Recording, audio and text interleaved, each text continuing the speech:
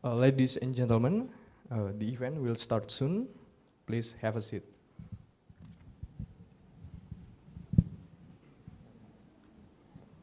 The Honorable Professor Rizal Yaya, SA, MSc, PhD, AK, CA, CRP, as Dean of the Faculty of Economics and Business, Universitas Muhammadiyah Yogyakarta. The Honorable Dr. Hardo Basuki, MSOS, SC, CSA, AK, CA, ASEAN, CPA, as Head of Institute of Indonesia Chartered Accountants for the region Daerah Istimewa Yogyakarta. The Honorable Dr. Dia Eka Ari Sekar Jatiningsi, SA, MSc, QIA, AK, CA, as Head of Accounting Departments, Faculty of Economics and Business, Universitas Muhammadiyah Yogyakarta. The Honorable Professor Dr. Nuraini binti Mohd Arifin, Associate Professor Dr. Kritafa Sancayaton, Mr. Andri Effendi, SA, CPA, as speakers today. The Honorable Mr. Muhammad Bahrul Ilmi, SA, MA, SY, PhD, as Chairman of 9th International Conference on Accounting and Finance. The Honorable Accounting Lecturers and participants who attended today's 9th International Conference on Accounting and Finance. Assalamualaikum warahmatullahi wabarakatuh. Good afternoon, everyone. Welcome to the opening ceremony of 9th International Conference on Accounting and Finance with our theme, Achieving the Sustainable Development Goals through Integrated Reporting and Information Technology, the Role of Islamic Perspective.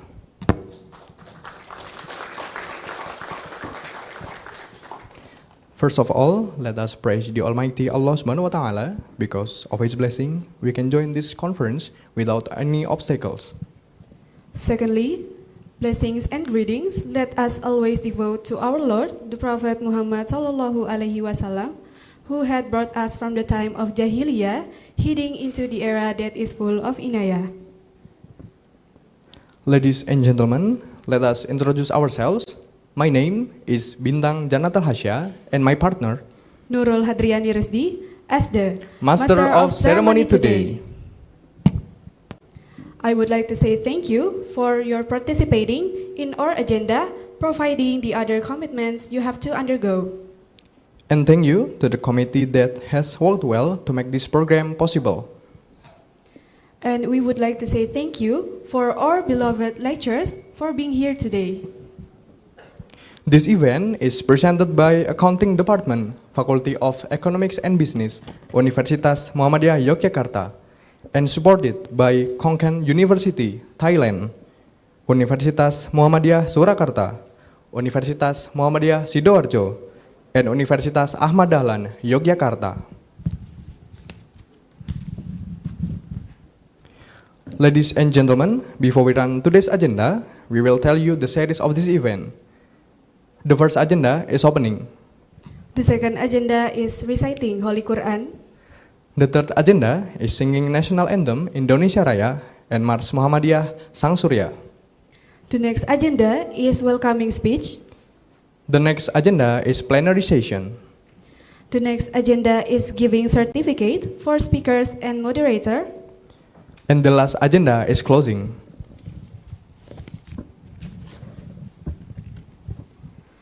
The first agenda is opening.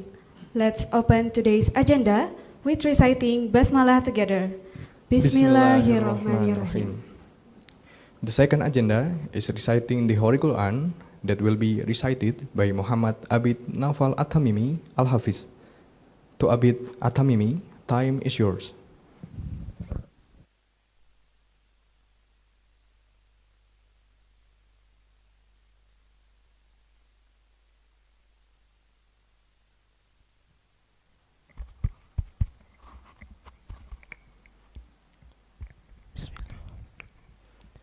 Assalamualaikum warahmatullahi wabarakatuh.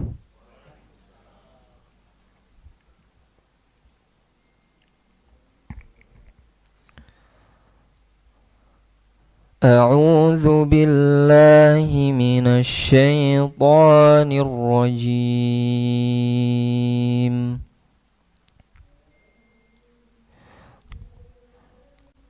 بسم الله الرحمن الرحيم.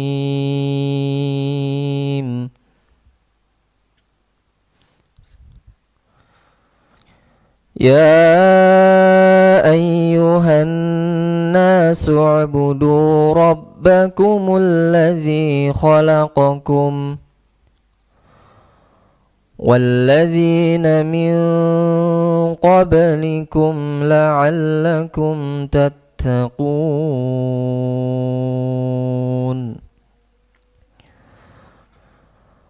الذي جعل لكم الأرض فراشا والسماء بناء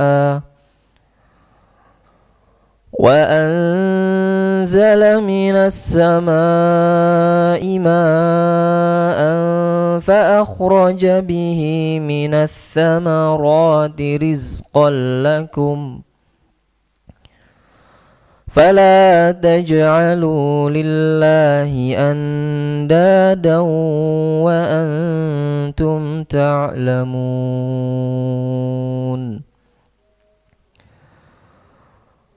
وإن كنتم في ريب مما نزلنا على عبدنا فأتوا بسورة من مثله وادعوا شهداءكم من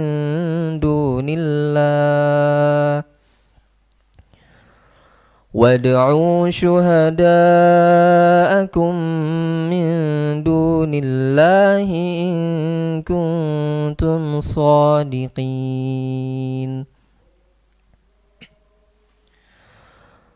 فإن لم تفعلوا ولن تفعلوا فاتقوا النار التي وقودها الناس والحجارة أعدت للكافرين.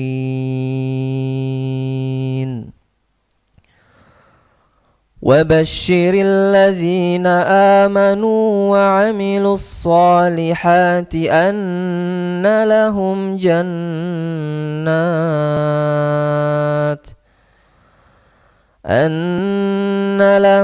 جنات تجري من تحتها الأنهار كلما رزقوا منها من ثمرة رزقا قالوا هذا الذي رزقنا من قبل وأتوا به متشابها ولهم فيها أزواج مطهرة وهم فيها خالدون. صدق الله العظيم. اللهم ارحمنا بالقرآن. والسلام عليكم ورحمة الله وبركاته.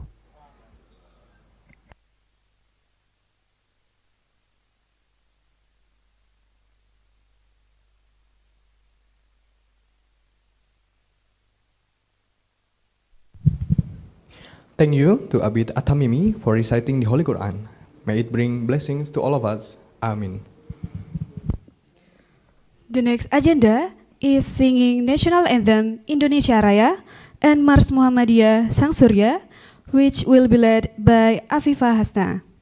To Afifa, please come forward. Attendees are kindly requested to stand.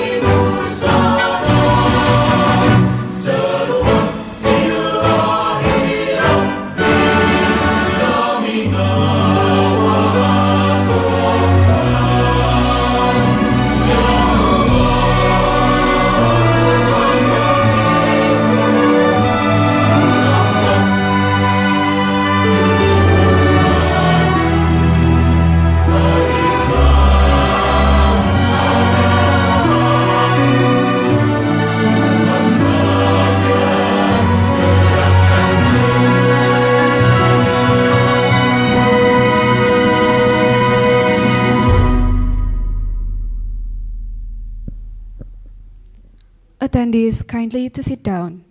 To Afifa Hasna, please back to your seat.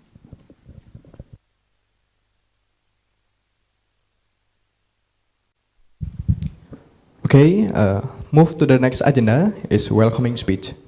The first speech will be delivered by Dr. Hardo Basuki, MSOS, SC, CSA, AK, CA, ASEAN, CBA, as head of Institute of Indonesia Chartered Accountant for the region Daerah Istimewa Yogyakarta.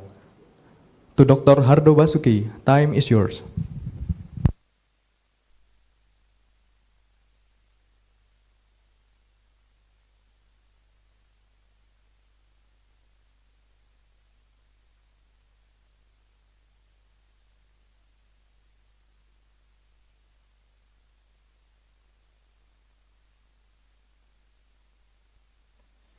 Bismillahirrahmanirrahim. Assalamualaikum warahmatullahi wabarakatuh. Honorable Dean of Faculty of Economics and Business, Universitas Muhammadiyah Yogyakarta, Professor Rizal Yahya, PhD, CA, CRP, Honorable Head of Accounting Department, Dr. Diah Eka Ari Sekar Jatiningsih, MSc QIA CA, Honorable Speaker, Professor Dr. Noraini Muhammad Arifin, International Islamic University, Malaysia, Honorable Speaker, Mr. Andri Effendi, partner at PricewaterhouseCoopers Indonesia, Honorable Speaker, Associate Professor Dr. Kritapa Sain Chayaton from Kon Kaen University, Thailand, Honorable Chairman and Speaker of the 9th International Conference on Accounting and Finance 2023, Mr. Bahrul Ilmi, PhD, and also Vice Chancellor of Muhammadiyah University Yogyakarta, Associate Professor Dr. Rudi, distinguished guests, ladies and gentlemen. First of all, it is my great pleasure and honor to welcome you at the opening ceremony of the seminar held by the Accounting Department, Faculty of Economics and Business, Universitas Muhammadiyah Yogyakarta, on the topic, Achieving the Sustainable Development Goals through Integrated Reporting and Information Technology, the role of Islamic perspective. Secondly, allow me, on behalf of the Institute of Indonesia Chartered Accountant, District of Yogyakarta, to give a special thanks and appreciation to the Accounting Department, Faculty of Economics and Business, Universitas Muhammadiyah Yogyakarta, who initiated and organized this seminar. Distinguished guests, ladies and gentlemen, achieving the Sustainable Development Goals through integrated reporting and information technology is a concept that emphasizes the importance of utilizing a comprehensive approach to address sustainable development challenges. Integrated reporting involves combining financial and non-financial information to provide a holistic view of an organization performance, including its environmental, social, and governance impact. Information technology plays a crucial role in collecting, analyzing, and disseminating data to support decision-making and monitor progress toward the Sustainable Development Goals. From an Islamic perspective, the concept of sustainable development aligns with the principle of Maqasid al-Sharia, which focus on the preservation and promotion of essential human well-being. Islamic teaching emphasizes the responsibility of individuals and communities to be good stewards of the earth's resources and to ensure social justice and equity. Integrated reporting and information technology can enhance transparency in organization activities, including their environmental and social impact. This transparency fosters greater accountability and adhering to sustainable practices, which is in line with the Islamic principle of trusteeship, or we call it amanah, where individuals are accountable for their action toward society and the environment.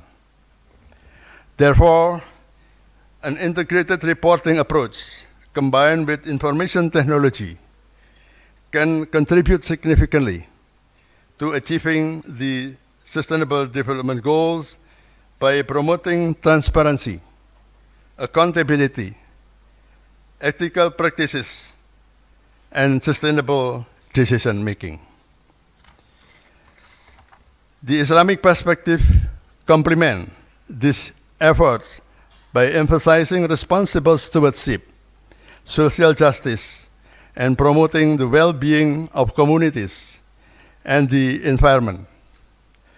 Combining both approaches can create a powerful framework for sustainable development that benefits society as a whole. Finally, I wish this seminar to be successful and hope all of you have a fruitful day, obtain valuable insight, and exchange knowledge through interesting and stimulating discussion.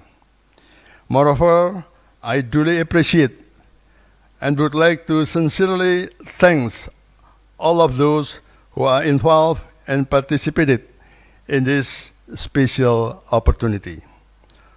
All the best, and may Allah subhanahu wa ta'ala bless us all. Thank you very much. Wabillahi taufiq wal hidayah. Assalamualaikum warahmatullahi wabarakatuh.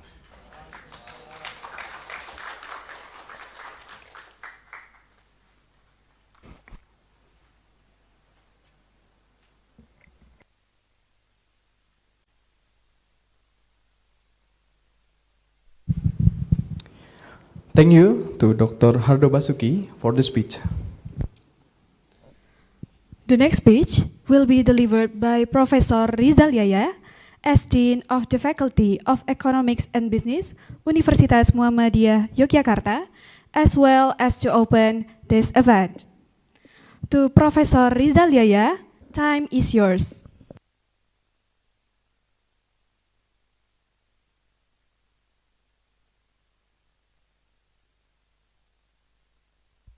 Thank you, Bintang and Nurul. Bismillahirrahmanirrahim. Assalamualaikum warahmatullahi wabarakatuh. Alhamdulillahirabbil alamin. Wassalatu wassalamu ala asrafil anbiya salim wa ala alihi wa sahbihi ajma'in. Amma ba'du. Let's praise to Allah for the opportunity that been given to us, that today we can attend the opening ceremony and also the international conference on accounting and finance held by Department of Accounting, Faculty Economics and Business, Tas Muhammadiyah Yogyakarta. Honorable Dr. Hardo Basuki, MSOC SC, Chairman of the District Yogyakarta for Institute of Indonesian Chartered Accountant. Thank you so much, Pak Hardo, for your continuous support for us for this conference that in Institute of Indonesian Chartered Accountant has been from very beginning. We have this conference now already ninth. Always support and give his speech for us, and enlightening speech for us. And we do hope that all this support can continue, and then collaboration between Faculty of Economic Business Muhammadiyah Jogja with the IAI Jogja can continue. Pak Hardo himself also in Muhammadiyah from the we can call it the Ministry of Education Muhammadiyah, who also support the Muhammadiyah higher education. Honorable distinguished speakers, Professor Nuraini from International Islamic University Malaysia.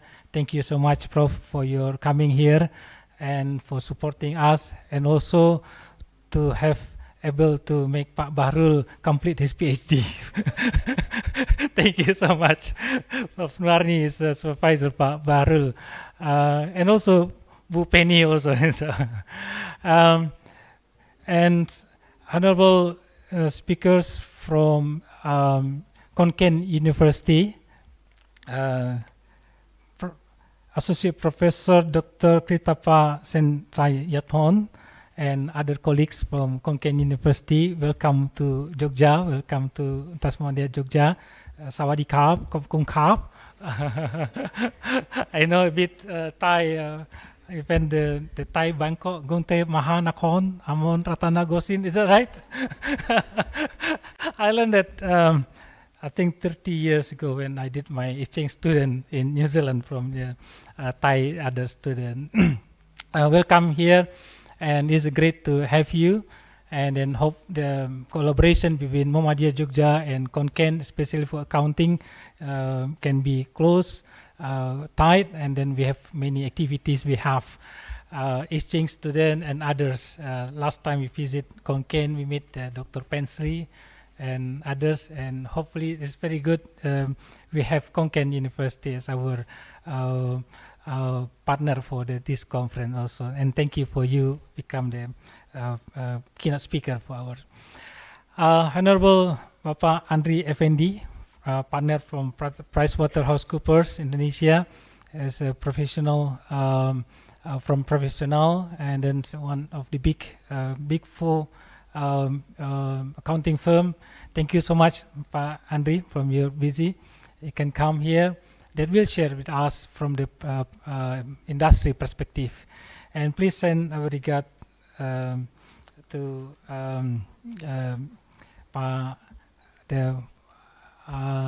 Johan Arifin and Pak Jumadi, Johan Pinarwan, yeah, and Pak Jumadi, and my senior when I was in Gajah Mada before my undergraduate. Honorable Vice Rector, Pak Rudi. Pak Rudi is supposed to sit in front in the but he's very humble, sit at the back. But Pak Rudi, congratulate Pak for your graduation. Just graduated from UITM for his PhD. Congratulations, Pak Rudi, and all the best for your position as a Vice Rector. It's the first time Pak Rudi as a Vice Rector attend the ICAF. Hopefully the funding can go easily, Pak Rudi, with you become the Vice Rector.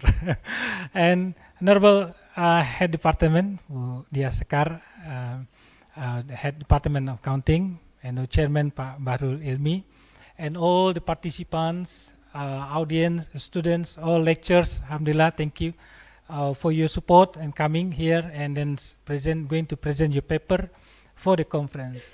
I believe this conference is very important for us to have to keep our academic atmosphere at the university level and also at department level. We have this conference for 2 days because we jointly organize with the university, where this morning we have also national anthem and so Muhammadiyah anthem. That's because we have our conference organized with the university and also others, that we have broader views in the issue that we bring. In the morning, we learn from the broader views on the Sustainable Development Goals. And then this, an ICAF, we go more specific on accounting with the topic integrating reporting.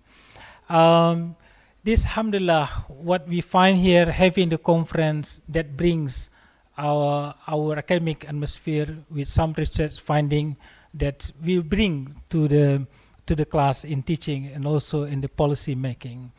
And also we have our students that support for the activity, for the organizing also. They learn a lot from this one. And some of them also present the research in the conference also. And also I thank to the co-hosts from other Muhammadiyah University, other university that has support this conference. We do hope that the collaboration can continue and we can achieve better collaboration, better outcome from our collaboration.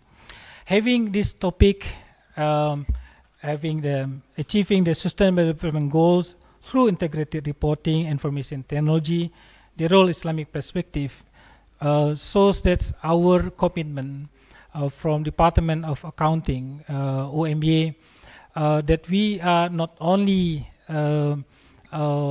teach the students, not only concerned on the profit, on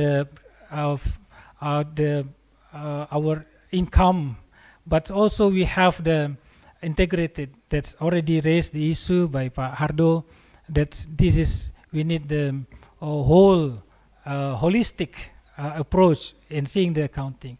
In that way, then we can contribute to the society, contribute to the environment, and to the governance.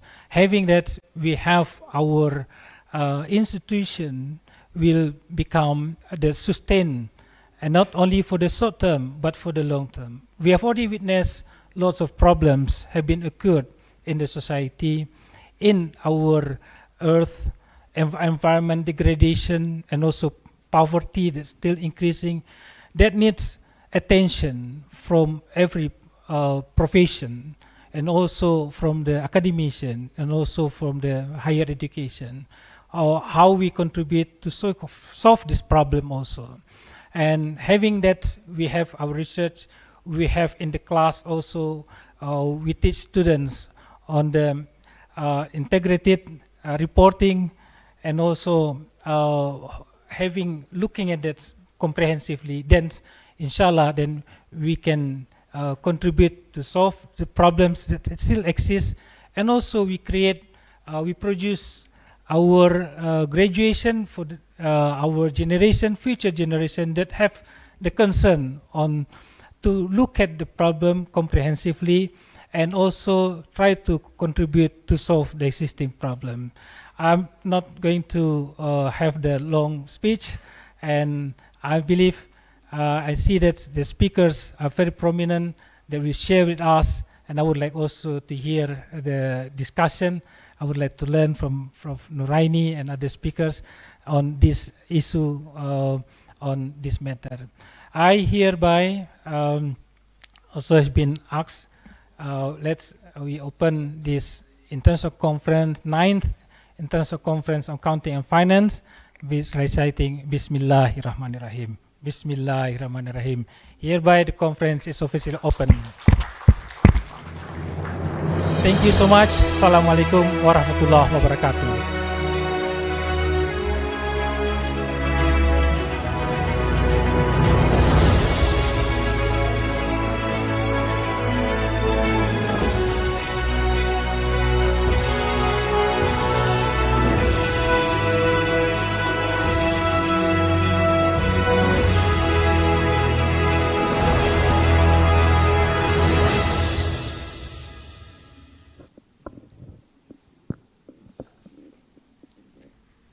Thank you, Professor Rizal Yaya, for the speech. Ladies and gentlemen, before we close the opening ceremony, we will take some photos together. All attendees are requested to stand and move closer to the center. Okay, so we will take a photo together. And I invited the photographer to come forward to take the photo. Attendees are kindly requested to stand.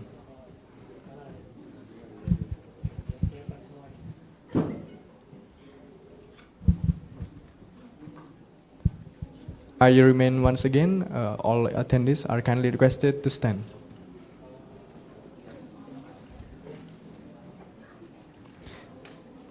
And please move closer to the center. Okay. Dian, Dian.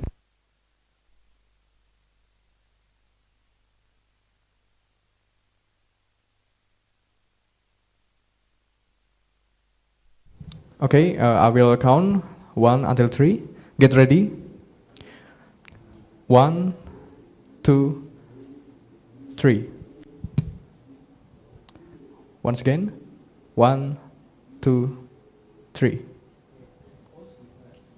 And get a pose. Get a pose. Maybe a free pose. Yeah. Okay. Okay.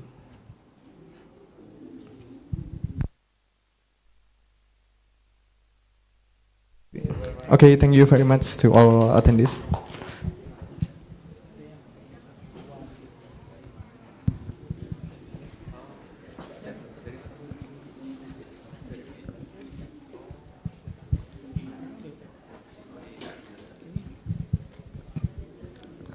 Alhamdulillahirrabbilalamin, the opening ceremony of 9 International Conference on Accounting and Finance has been completed.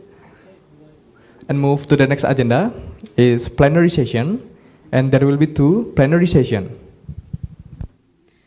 The first plenary session will be delivered by our speaker, Professor Dr. Noraini Binti Mot Arifin, and will be guided by our moderator, Ms. Penny Nugraheni, SA, MSc, AK, CA, PhD. Before that, I will introduce our moderator today. Ms. Penny Nugraheni, SA, MSc, AK, CA, PhD, is a lecturer in Accounting Departments, Universitas Muhammadiyah Yogyakarta. Her research interests in Islamic accounting, Islamic banking and finance, and also corporate governance. She did her PhD and Master in Accounting in International Islamic University, Malaysia. All right, to Ms. Penny Nugraheni, time is yours.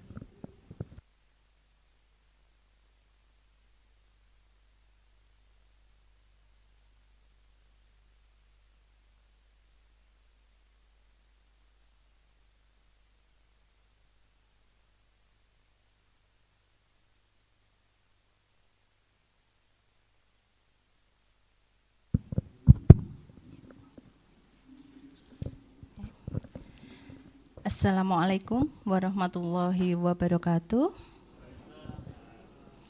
The Honorable, the Dean of Faculty of Economic and Business, Professor Rizal Yaya. The Honorable, the Dean of Accounting Department, Universitas Muhammadiyah Yogyakarta, Dr. Diah Ekasari Sekar. The Honorable, all of invited speakers and also invited guests, and also the Honorable all of the participants. Alhamdulillahirabbil alamin. Today, Accounting Department can organize again international conference on accounting and finance with hybrid method, because before that 2 or 3 years we have virtual conference because of COVID pandemic, and alhamdulillah today we have although still hybrid method, so congratulations. And also for speakers and then for participants and also for guests that attend offline, welcome to Universitas Muhammadiyah Yogyakarta, welcome to Yogyakarta.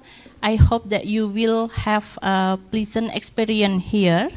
And who online participant, thank you for joining us today, and I hope that you can follow and enjoy the seminar well. Okay, ladies and gentlemen, I'm Penny Nugraheni, and I will be your moderator in the today's plenary session, and the topic for the 9th International Conference of Accounting and Finance 2023 is Achieving the Sustainable Development Goals through integrated reporting and information technology, the role of Islamic perspective. Okay, we know that Sustainable Development Goals are the blueprint to achieve a better and more sustainable future for all. And we believe that accounting and Islamic accounting has the potential to play a crucial role in supporting the implementation of the Sustainable Development Goals. And for that, this conference has the speakers, the experts in this field. So I'm so excited to introduce and welcome our keynote speaker. Please give applause to Professor Dr. Nuraini Muhammad Arifin. Please join me in this stage, Prof.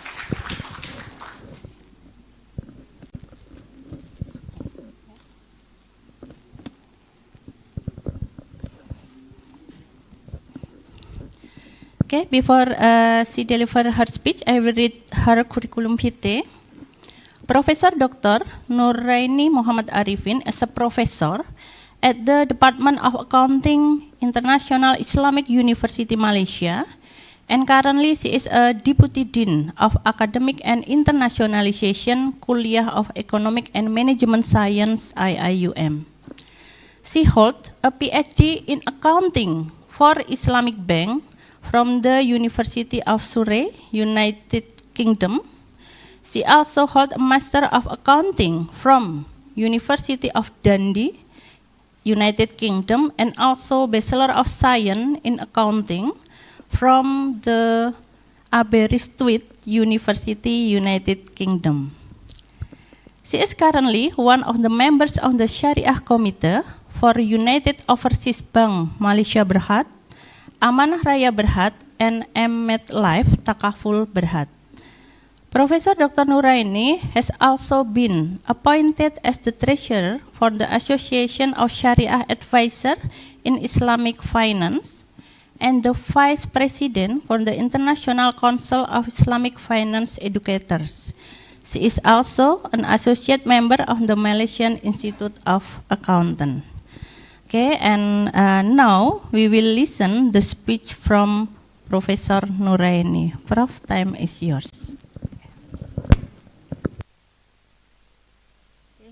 Bismillahirrahmanirrahim. Assalamualaikum warahmatullahi wabarakatuh and a very good afternoon. Thank you Ibu Penny for the kind introduction. First of all, I would like to thank the organizer for inviting me as one of the speakers for this conference.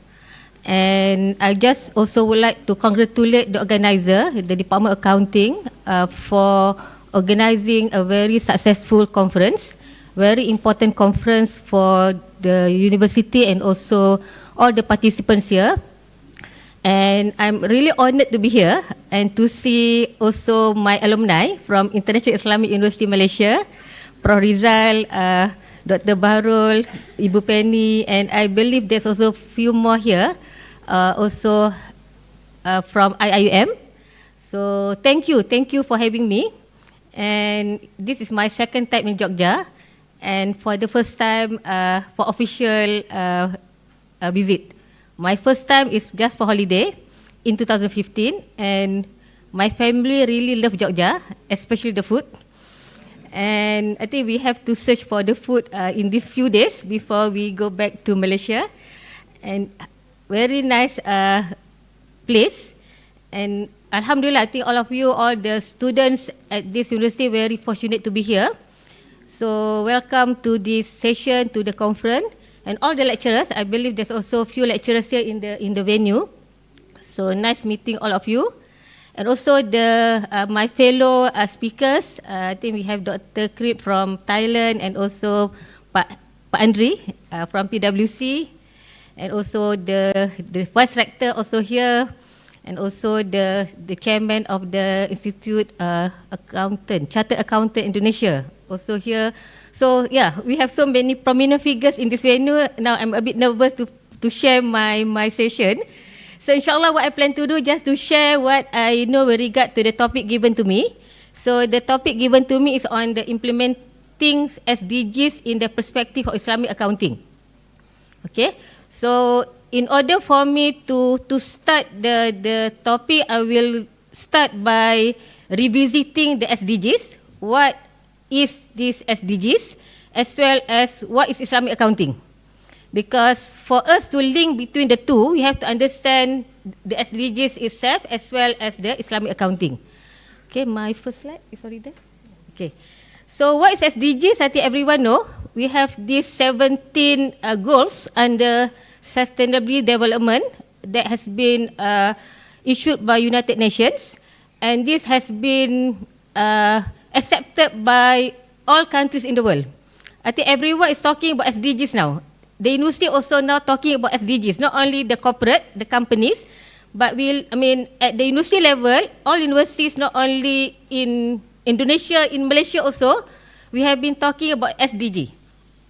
And for IUM also, we have our tagline. For University, International Islamic University of Malaysia, we have tagline also include the word sustainability. And the tagline just changed today. Our tagline of the university has just changed today from the International Sustainability Institution of the Year to the new one, International Multi-Award Winning Institution for Sustainability. So this is our new tagline of IUM, which also will have the word sustainability in that tagline. So I think this is very important term now in the world, and I'm also would like to congratulate the organizer for choosing this theme in the conference. Okay, right. SDG, I think we talk about all these 17 SDGs indicators. And I just would like to link these 17 SDGs indicators with the Maqasid Syariah. Because as mentioned by Pak Hardo just now, I think we cannot separate the SDGs with the Maqasid Syariah. It's together, it's linked together. So if you look into the SDGs 1, 2, 3, and 4, and also 5, my next slide will mention that the first 5 SDGs which are related to people are consistent with the maqasid of protecting life, intellect, and wealth. We have five maqasid Sharia. So 3 of them is talking about life, intellect, and wealth. So if you can see from that 3, no poverty, zero hunger, good health and well-being, quality education, and also gender equality, this actually can be aligned to these 3 maqasid. Okay. For the 6 SDGs, we talk about 12, 13, and 14, and 15. I think we can have this slide. Yeah, this slide. Okay. Talking about clean water and sanitation, affordable and clean energy, responsible consumption and production, climate action, life below water, life on land. All this will be related to planet and environment.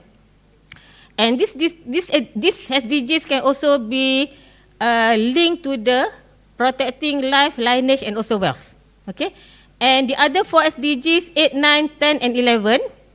So we talk about this decent work and economic growth, industry, innovation, and infrastructure, reduce inequality, sustainable cities and communities. So this will be concerned with the protection of wealth. So somehow what you can see from here, the SDGs are really linked with the maqasid, the objectives of Sharia. And of course, the last 2 SDGs, we're talking about peace, justice, and strong institution, partnership for the good is more on institutional level. We're talking about how the institution should build their governance to ensure that they are also able to achieve these 2 SDGs. Okay, what is Islamic accounting? I think we have been talking about accounting and also Islamic accounting. In my view, there's not much different from the 2. Accounting is already Islamic. We are not planning to Islamize the accounting. What is, and the accounting is already talking about recording, transparency, accountability. So these are already Islamic. But then when we talk about Islamic accounting, we are looking to the institution that normally link with the Sharia. In particular, Islamic financial institutions, they have to really have this Islamic accounting in their reporting. So if you go to the definition of Islamic accounting, it's talking about the same process, but will provide appropriate information, not limited to the financial data, to stakeholders of an entity which will enable them to ensure that the entities continuously operating within the bonds of the Islamic Sharia and delivering on its socio-economic objectives. So from there, what you can see that we can also have this SDGs later to be aligned with this Islamic accounting. And what I plan to share in this session is how Islamic accounting can also assist in sustaining these SDGs, right? So Islamic accounting is also a tool which enables Muslims to evaluate their own accountabilities to God, talking about hablum minallah and hablum minannas. So this is actually what we normally refer when we talk about Islamic accounting. So Islamic accounting also emphasizes on social justice, equity and sustainability, which are in line with the broader objectives of the SDGs. So Dr. Hardo also mentioned about the transparency, the accountability just now. So this actually what is actually inside the Islamic accounting. And of course, we will always in line with the objectives of the SDGs. Islamic accounting promote transparency, accountability, and the equitable distribution of wealth. So this is what you will see from this Islamic accounting. Next slide. So from the Quran, we have one verse that really talking about the importance of recording. The transparency also mentioned clearly in this verse. This is actually the longest verse in the Quran, in Surah Al-Baqarah verse 282. So I'm not going to read the meaning of the verse, but if I can go to my next slide. There are few lessons learned from this verse. Number one, proper, complete and transparent recording of financial and business transactions. So transparency is mentioned in this verse. Number two, we have to have trustworthy and responsible accountants. I think this is actually very important when we talk about the preparation of financial statements, because normally people, having this idea that accountants can do whatever to the figures. Because accountants are the ones who prepare the financial statements, and all the figures in the financial statement are all based on estimates. So I think for accounting student, you have learned about fair value. You also have learned about the impairment. You also learn about the way to record the amortization. Everything based on estimate. So accountant, we really need trustworthy and responsible accountant, so that will also be able to prepare the accurate financial information to be used by the stakeholders. In this verse also talk about written contract for all significant financial and financial transactions. Talking about the same thing, the transparency. Truthful witnesses, also mentioned in this verse, must have at least 2 witnesses.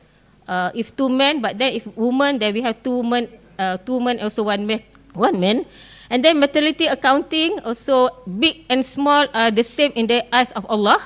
So there's no materiality level in this situation. Everything need to be reported. Of course, for auditing, we also talking about materiality level. So that also something that also later can be discussed. And then talking about fear Allah and the purpose of accounting to facilitate muamalat transaction in equitable, fair and just transaction. So this actually the lesson that can be learned from that longest verse in the Quran. Okay, so how SDGs link with Islamic finance? So before we go to the accounting, the reporting, I would like to also share here how the SDGs can be linked with the Islamic finance, because Islamic finance has the potential to play a crucial role in supporting the implementation of the SDGs. We can see that in Malaysia, for example, we have now Islamic banks are providing financing for solar panel. Talking about SDGs, one of the SDG goal talking about energy. So many Islamic banks in Malaysia now are providing home financing, including solar panel. So they can also save energy by using this solar panel. And we also have the financing for hybrid and electrical vehicle. So meaning that there's no carbon, there's no something that will pollute the environment when we are using this hybrid vehicle or hybrid and electrical vehicle. So there's a lot now in Malaysia, the hybrid vehicle. I assume also in Indonesia, you also have this hybrid vehicle now. So this is also something that Islamic banking has been doing to promote or to support the implementation of the SDGs. Okay, so they talk about this social responsible investment, and then because Islamic banks are built on the foundation of Islamic finance, Maqasid Syariah.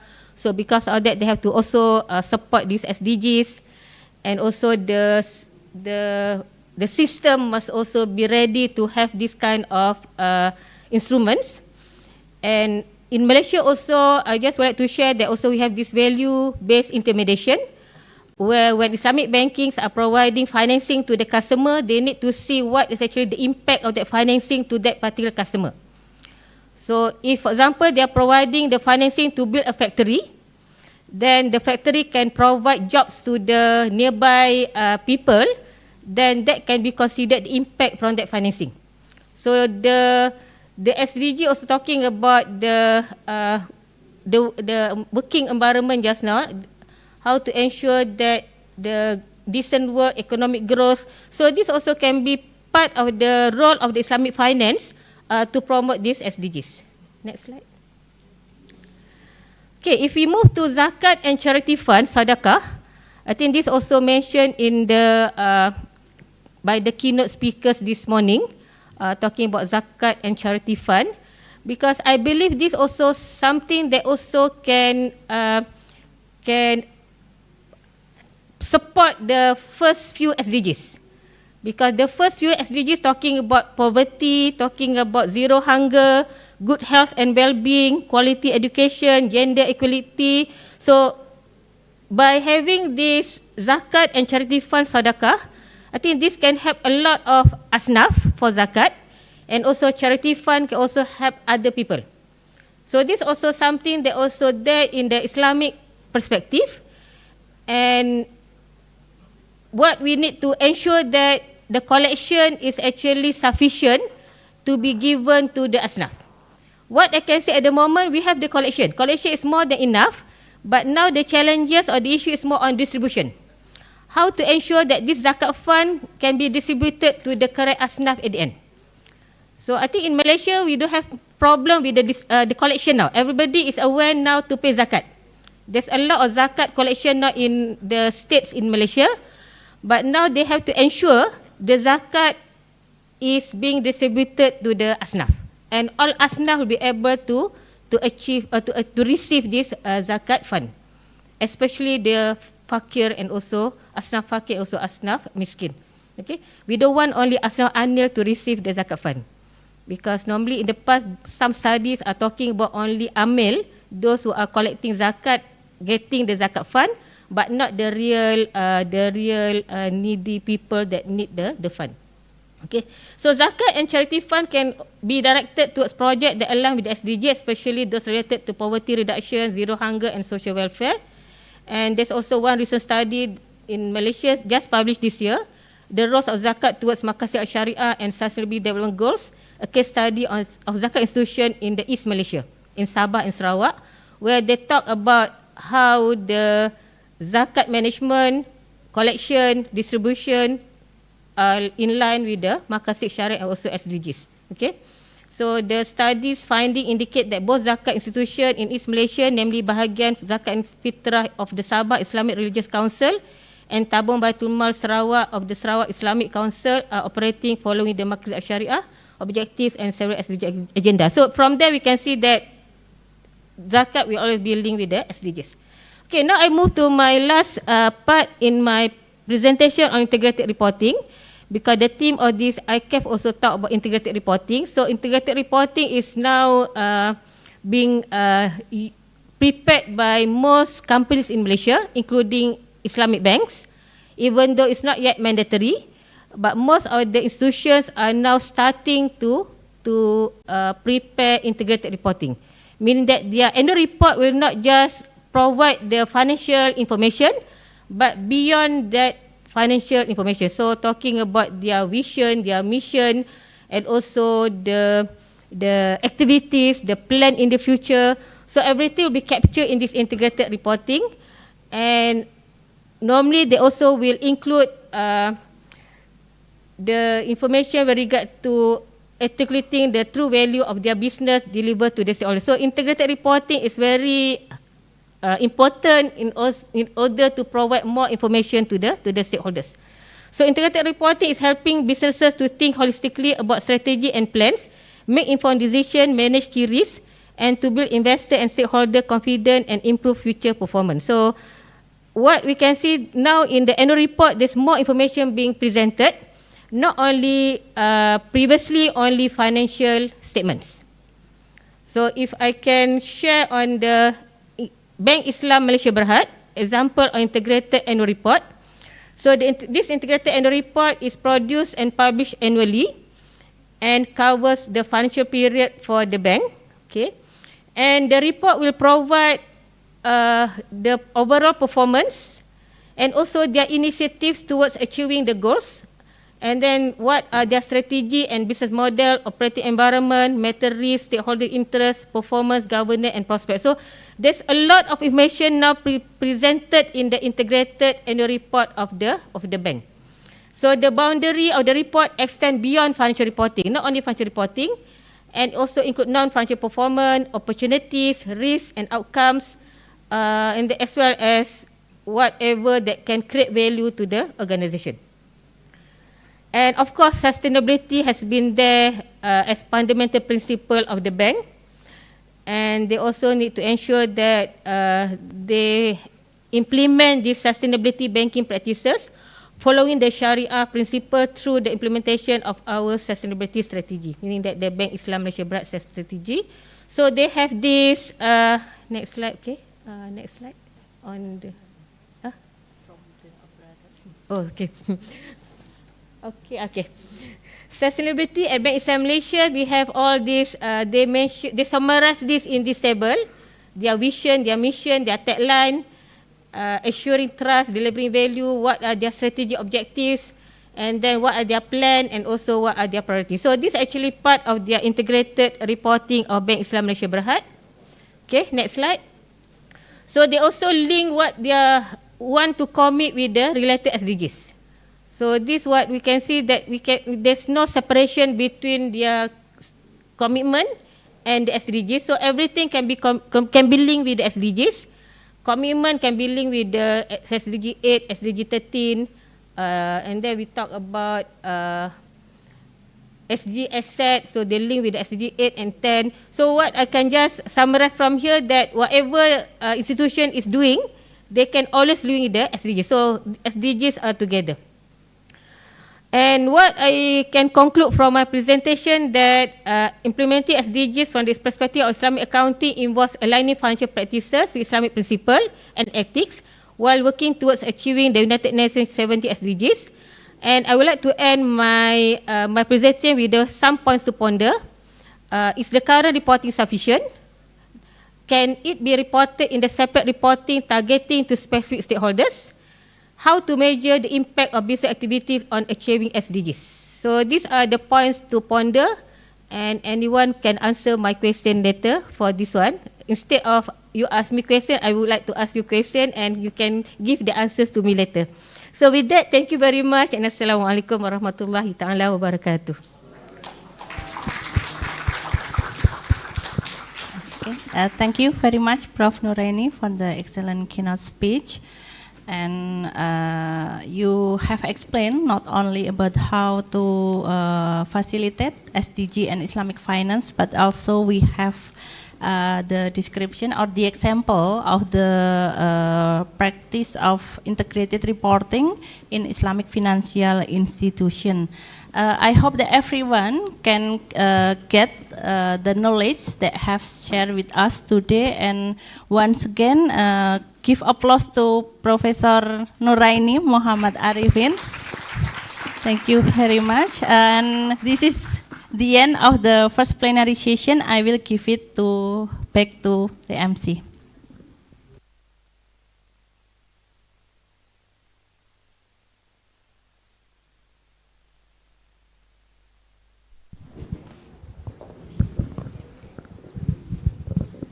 Thank you very much for the speaker, Professor Dr. Nuraini binti Muhammad Arifin, who delivered the insightful materials.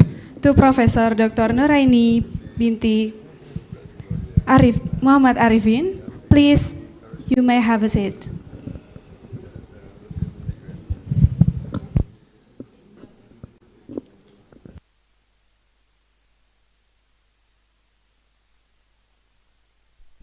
Alright, ladies and gentlemen, we will turn to the next plenary session. The second plenary session will be delivered by our speakers, Associate Professor Dr. Kritafa Sanchayaton, Mr. Muhammad Baharul Ilmi, SA, MA, SY, PhD, and Mr. Andri Effendi, SA, CBA, and will be guided by our moderator, Ms. Penny Nugrahini, SA, MSE, AK, CA. To Ms. Penny Nugrahini, time is yours.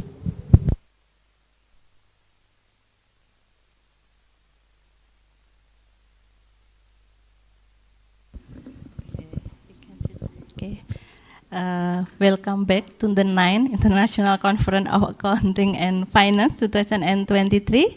And why I do not sit down there, because I still get as your moderator in this second plenary session. And for this session, we have 3 speakers actually who are already with us. And let me invite first in the right side, Associate Professor Dr. Kritapa Senchayaton from Konkan University, Thailand. Please give applause. And then also Bapak Andri Effendi, SACPA, for partner in PwC Indonesia. Give applause. Okay, and also our beloved lecturer, Pak Bahrul Ilmi, PhD. Okay, thank you for all of the speakers that you have coming here. And before we go to the discussion, I will read the profile for our speakers. The first, Associate Professor Dr. Kritapa Senchayaton is an Associate Professor in the Department of Management and the Faculty of Business Administration and Accountancy, Konkan University, Thailand. Dr. Kritapa got PhD from Ramkhamhaeng University, and prior to this, she earned her MBA from Konkan University, and also pursued bachelor degree in law at Sukhothai Thammathirat Open University. Sorry for the mistake mention. Okay, her expertise is in business and e-commerce, business intelligence, big data analysis, and etc. For the second speaker is Bapak Andri Effendi, SACPA. Is a partner in the Assurance Group with more than 16 years experience in accounting services. He graduated from the Universitas Indonesia for his bachelor degree and got a certificate as a certified public accountant. He has a professional background in accounting advisory services, governance, risk and control, and assurance services, financial audit in PwC Indonesia, and has financial audit experience in many industry. And for our third speaker, Bapak Bahrul Ilmi, PhD, is an accounting lecturer, Faculty of Economic and Business, Universitas Muhammadiyah Yogyakarta. He earned his PhD in accounting from the International Islamic University, Malaysia. He holds a Master of Management and an Islamic Banking degree from the Islamic Institute of Surakarta. He was appointed as a reviewer in the reputable Scopus and National Accredited Journal, and also he has published in several journals on several topics such as Islamic accounting, Islamic banking, and intellectual capital. Okay, so before these 3 speakers present, let me inform how the session will be going on. So first is the presentation of the material. Each speaker has at least 30 minutes to present, and then we will continue with question and answer session. So Dr. Kritapa will be our first speaker. 30 minutes. 30, yeah. Time is yours.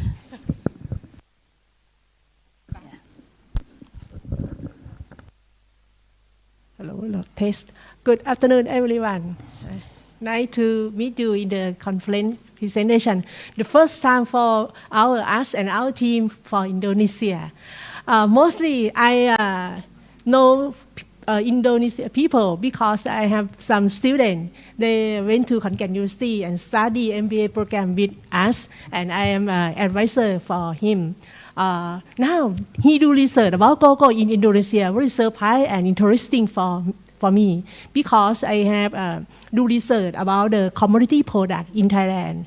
Many projects such as rubber and rice, cocoa product in Thailand too. So when I have the student from Indonesia study, they did not. He did not study logistics with me, but he studied international business program. But he interested to do research about supply chain, and he email and call to me, Dr. Kitapa, can you advise me the thesis? The first foreign student for me too. I surprised and I willing to advise him now on process about cocoa in Indonesia, and maybe after that the result of the research can compare with Thailand too. And last year I would like to thank the Accounting International Program invite me and Dr. Tanida to touch student of international business program, maybe some student in this room, and now we see together and can we chat after conference. Okay, next I would like to start the presentation. Thank you, Professor Naredi. She talk about SDG 17, SDG goal in the view of the business person. Now in Thailand that I teach MBA and PhD student too, SDG far from their view. They're not concerned about SDG. Exactly, SDG developed from the concept of corporate social responsibility. CSR developed about 10 years ago for the business to responsible for the social, environment, and economic. This concept of CSR developed from sustainable development. Sustainable development consists of 3 pillars: social, economic, environment. How we do business without harm the capacity of the person in the future to use resource in the future. So after that, UN developed SDG and announced, last professor say, and now about 2015 to many nations that they commit to do SDG in their country. But in business area, in business bill, is new concept for them. In Thai, the big corporate, only big corporate that they announce about their activity SDG and clear report on websites such as CP เครือเจริญโภคภัณฑ์ company, Beer Chang Sing Corporation in Thailand. They report SDG.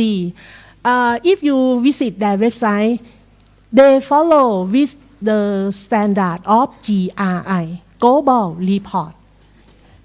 They follow this concept. I would like to shift my slide many pieces. Shift to innovation, slide number 22.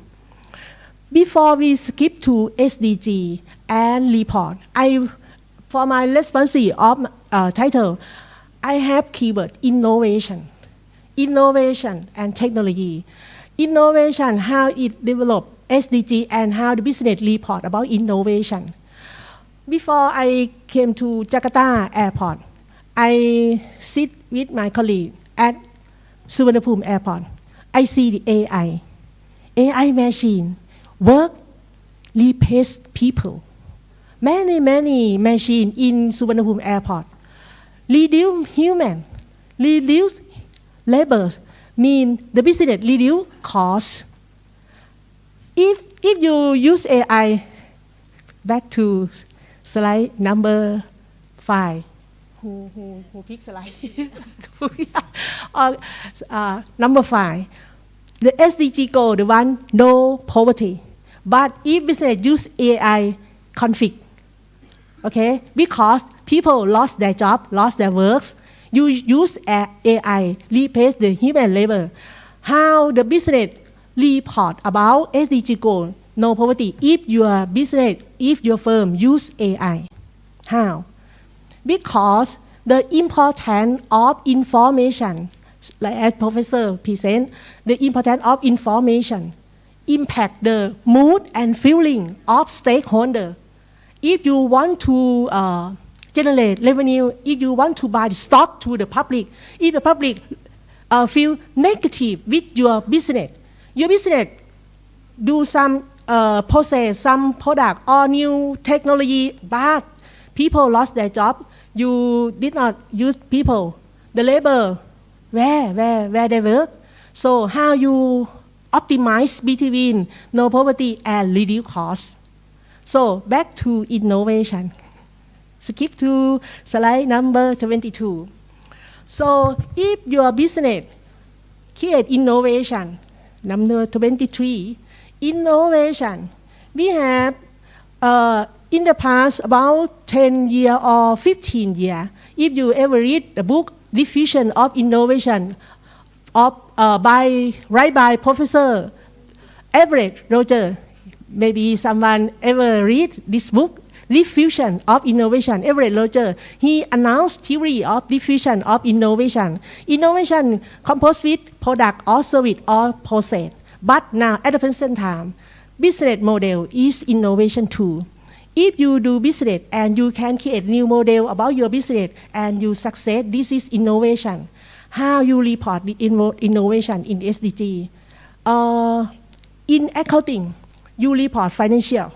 But in management, you should report both financial and non-financial. Report financial, you report profit, cost, return on investment, return on assets that you use machine. But non-financial, you can report with intellectual capital, such as human capital, social capital, environmental capital. I have one student, PhD student, do research about relationship of SMA, strategic management accounting, relate with intellectual capital. The result is okay, positive. But SMA VDOP from 14 or 13 SMA, only 8 SMA. 8 SMA that relate to IC. So if we should develop innovation in the business, you should in the position of accounting and finance. I am not accounting, I'm not finance, but I'm act as managing director Khon-Kaen University printing, do business for Khon-Kaen University about printing industry. So I have the two positions, two career and two roles. The first one academic and another one business for Khon-Kaen University. So in my mind, I think both academic and I think both business. So if I try to find the relationship between strategic management accounting and how impact IC, how I report to the board of committee, how I report this result to the public, because I should result the information about my business to public, how we do business and how we create corporate social responsibility, and significantly how I create corporate reputation to the public. Because if public feel good with Khon-Kaen University business, what is outcome? Many people will support the product of Khon-Kaen University. Many people will send their child to study with us, and many companies want to develop and cooperation with us and create innovation together.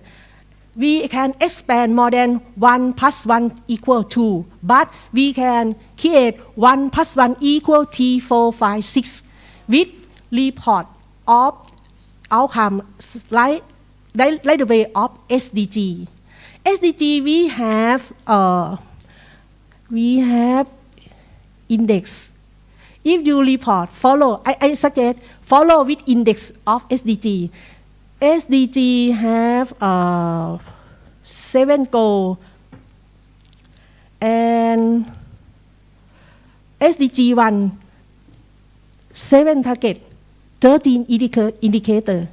So when we report, follow the line of SDG framework, you should read the target, any SDG, and implement with indicator, align with indicator. And when we report, it's standard report. Everyone around the world can understand your report because use the standard, follow SDG. Okay, skip to slide 23. For business model, product, service, and process, is my concept, idea. When we create innovation, we have new opportunity, new market, organization, resilience, intellectual capital, and etc. You should report outcome of new opportunity, such as new collaboration, new research, new knowledge in your organization. You can report it. And you can report the new market. Where is the new market? For example, in the past, market of Khon Kaen University, printing industry, is only internal university. But now, after I develop the business model, now I expand the market outside Khon Kaen University. Many company and many university use our service. So when I report to the board, I report the new market increase about 30 or 40% from new customer from outside Khon Kaen University.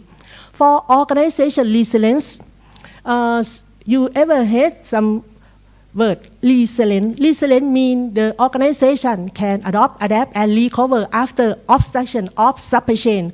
COVID situation, only one event in the world that create supply chain disruption. But really, we live in the situation of VUCA world. You ever heard? VUCA world. V, volatile. U, uncertain. C, complexity. A, ambiguity. Now, at the present time, we live in VUCA world. Business too. Business faced with VUCA situation, we cannot predict. Such as this week, Niger and France have a conflict about energy resource. Only 1 week, situation change, energy change, power cost change. So the business, how we live and survive under SDG concept, under SDG that every country commit for SDG, you should create innovation. So I focus innovation for the business to can survive, and you should report about your outcome of innovation that create competitive advantage for your business.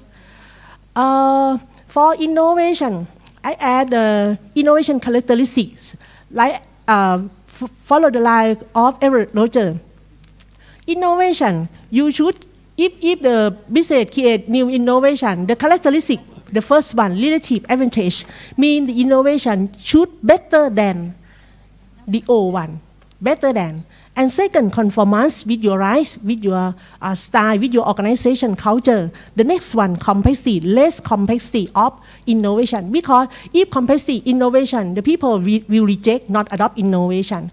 So your product cannot continue in the market.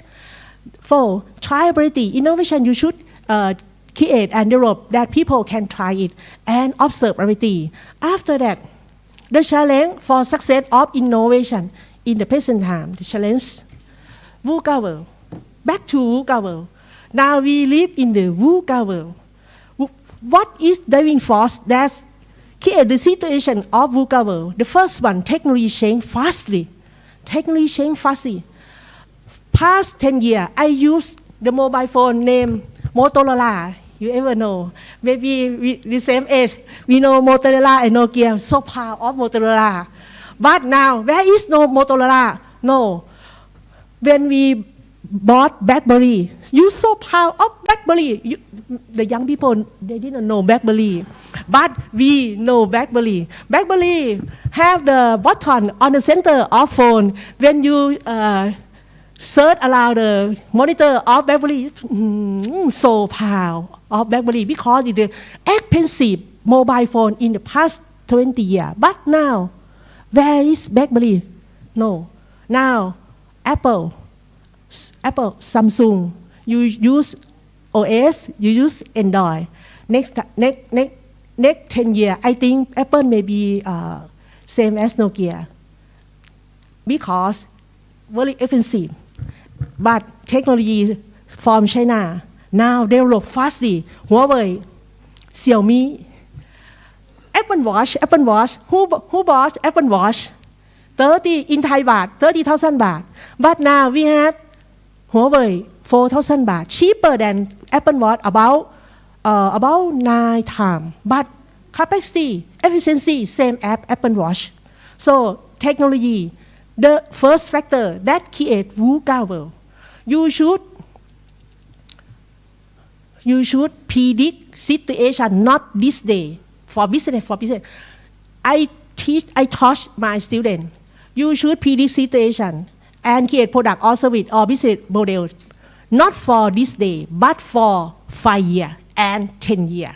You should see long term, 5 years or 10 years for your business, and you should report about outcome that create the interesting for people and public to interest to buy your stock.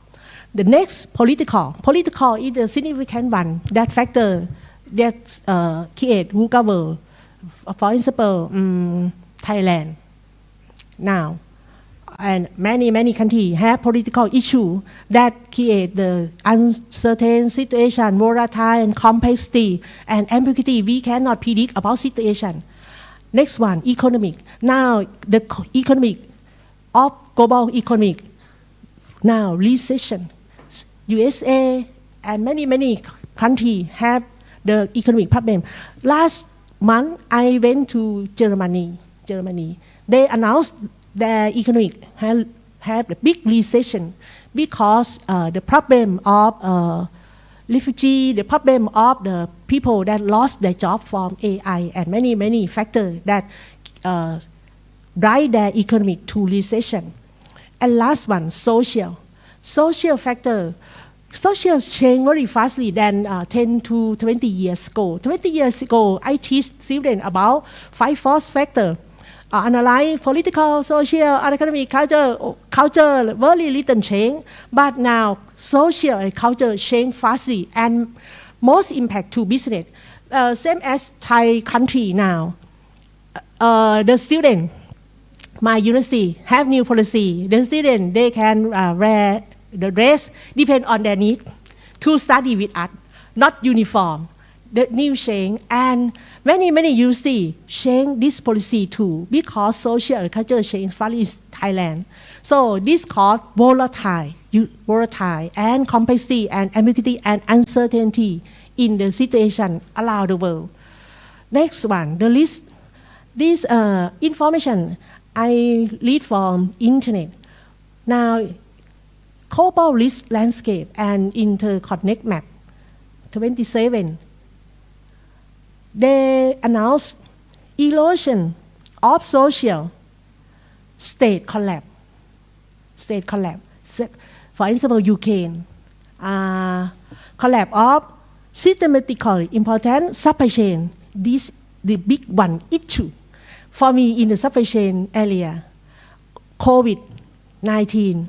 I surprised supply chain disruption not come from limit of resource, but came from the problem of container. Container to transport product from one country to another one country. The container cannot transfer back from the ending country back to the origin country because COVID-19. Every country locked down. Raw material we have, but we cannot transportation because the limit number of container. Surprise for me that in the supply chain. If we explain with theory, the shell theory, butterfly effect, small effect in some origin of country or some land, small effect, but have many effect and huge effect in another area. This theory we call shell theory or butterfly effects. This risk that the global face in the present time. And next one, I skip to the trend of emerging technology in 2023. For me, this new technology, emerging technology means the new technology for the businessman. If you want to invest the emerging technology, you should qualified information carefully because this is emerging. The 10 is flexible battery.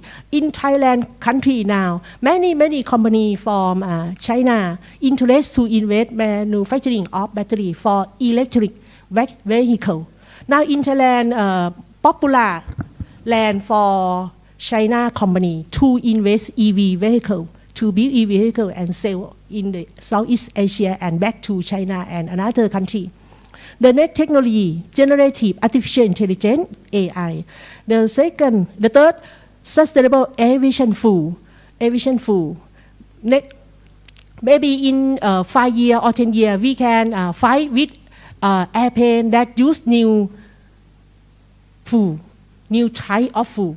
And for designer page and 5, metaverse used for mental health, to help the people to feeling good after lockdown in the COVID.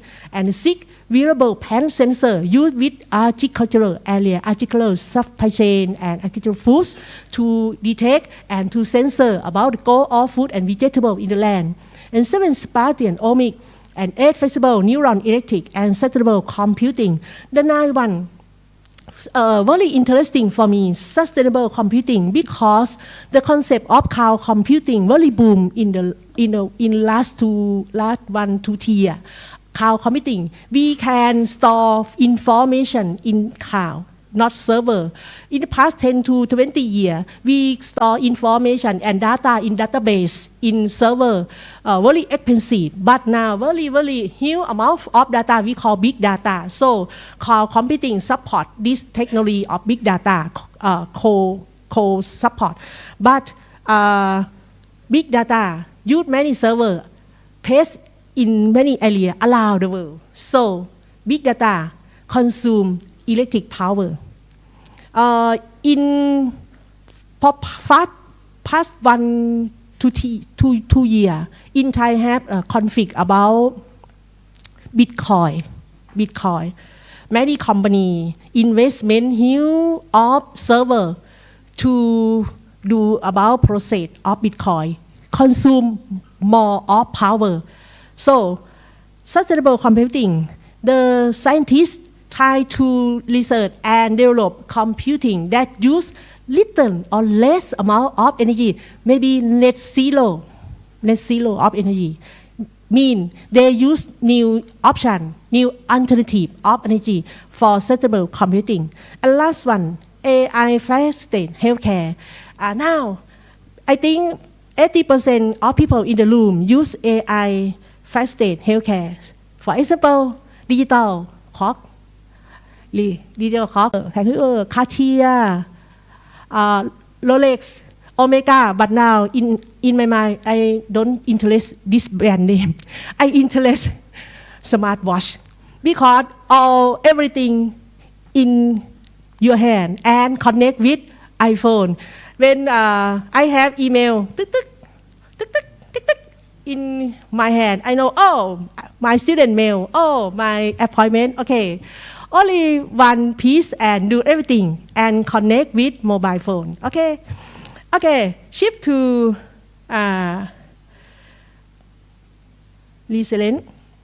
Slide 40. Because my responsible have 4 keywords for my innovation. Integrate report. Resilient. Now I have PhD students and I push them do research and cover the resilience of organization. Resilient means organization can absorb the obstacle, can absorb any event, even negative or positive. The organization can absorb it and adapt. Organization can adapt their organization, align with the event and survive. And the last one, recover from obstacle or recover from the bad event. Resilient, how we resilient? So you should have innovation. Back to question, how we resilient? Back to innovation model, product process, and business model. Create new innovation in your organization. Create competitive advantage. Okay. Example of transforming the organization for impact the SDG. advice, if you want to report, you should use the icon symbol in the topic of your report. If paragraph about climate action, you give the icon in the top of report, climate action. If tree goal symbol, tree goal in the report. When people read your report, they can easy to understand what outcome, what effect that you do to the SDG goal and impact social. Then the customer and public can have the good corporate reputation for your business. For example, Apple set to 2030 goal for net zero emission across its entry supply chain. You know, entry supply chain not small but large for Apple. Supply chain mean the first supplier, tier 3, tier 2, tier 1, the firm, the wholesaler, retailer, the customer, end user. Google eliminate carbon legacy to be fully carbon free 2030. They announced. Intel target net waiver position and zero landfill operation globally by 2030 because SDG goal first phase 2030 meet 17 goals. Next one, snowflake. 3 minutes, okay. I think before I come to Indonesia, I think, very, very long, 30 minutes, but not enough for me. Okay, very fast. Okay, snowflake. You can read my slide and you can share. I give you free. Okay. You can use, depend on you. Before you run SDG goal, back to mind of the businessman. Before you run SDG goal and report, you back to the first one, corporate strategy. You should remember what is your corporate strategy. Vertical, or go back, Goal concentration, concentric diversification, conglomerate diversification. What is corporate strategy? You should remind and do align with corporate strategy. The second level of strategy, business strategy. If your business pick differentiation, SDG goal, you should align with your business different from your customer.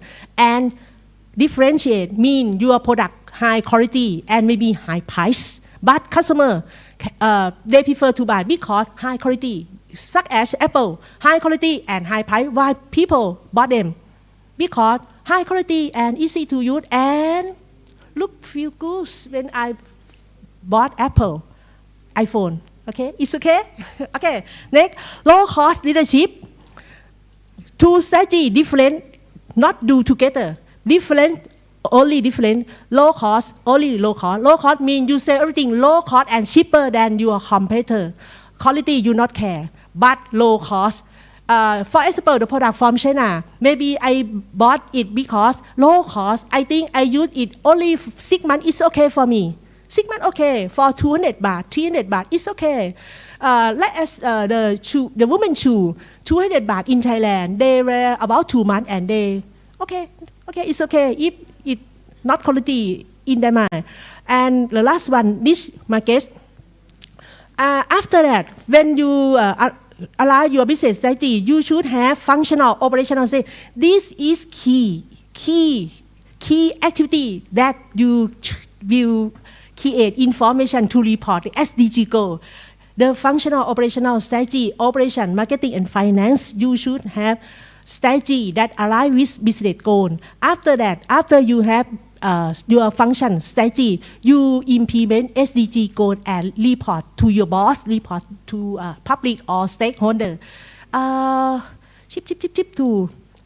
example, how to align sustainable innovation management with SDG goal.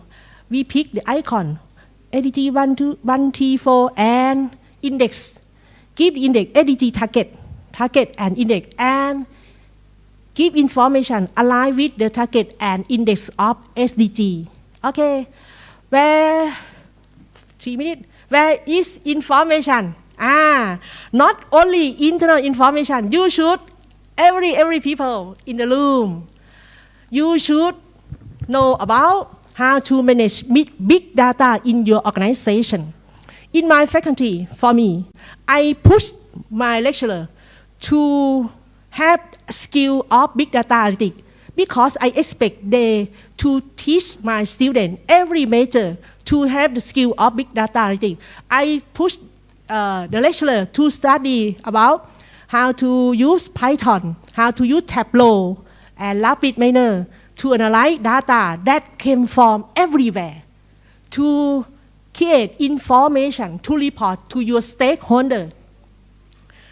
Big data, you should have this skill in present time and future 5 years and 10 years. Everyone, you should have knowledge about big data analytics and use big data to create value information for your stakeholder and report to the SDG goal with target and index. Okay, thank you. Thank you for your very attention. much, Doctor. Okay. I'm sorry because of the limited time. Yeah, I hope that we have the future agenda again with you. Yeah. Okay, and for the next speaker, for Bapak Andri Effendi, you will use your. Yes, I think so. Okay.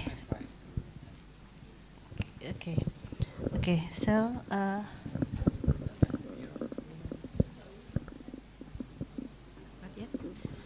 Pak Andri want to use his computer? Already, Okay. okay. Yeah. Okay. Thank you. Okay, I can start my mic. Good afternoon, everyone. Assalamualaikum warahmatullahi wabarakatuh. Okay, so first of all, I think I would like to say my biggest appreciations to all the committee who has inviting me on this event. I'm so feel very honored and delightful to sit with another speakers, with Professor Noraini earlier, and with Associate Professor Kitapa as well, with Bu Penny and Bu Ilham, and Pak Bahrul, sorry. And also would like to say my biggest appreciation to Prof. Rizal as well, and Pak Hardo as well. So again, I'm very happy and also nervous. I'm not a professor, of course, but I think I'm lucky enough to sit beside a professor, so I can feel what it's like to be a professor now.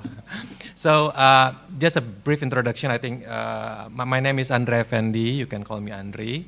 I'm the partner in PwC Indonesia. So this is so. After I graduate from university, I'm straight directly goes to PwC. So this is my very first job ever. So now today I'm got a chance to present on the sustainability standards. Of course, if we are, the team is on the integrated reportings, right? So sustainability standard of sustainability reporting is a part of integrated reporting as well.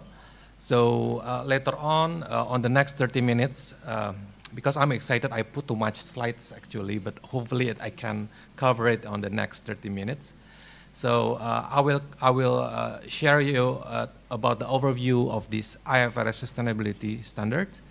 The second and the third agenda, I will brief through a bit about the existing IFRS sustainability reporting standard, which we call the IFRS S1 and IFRS S2.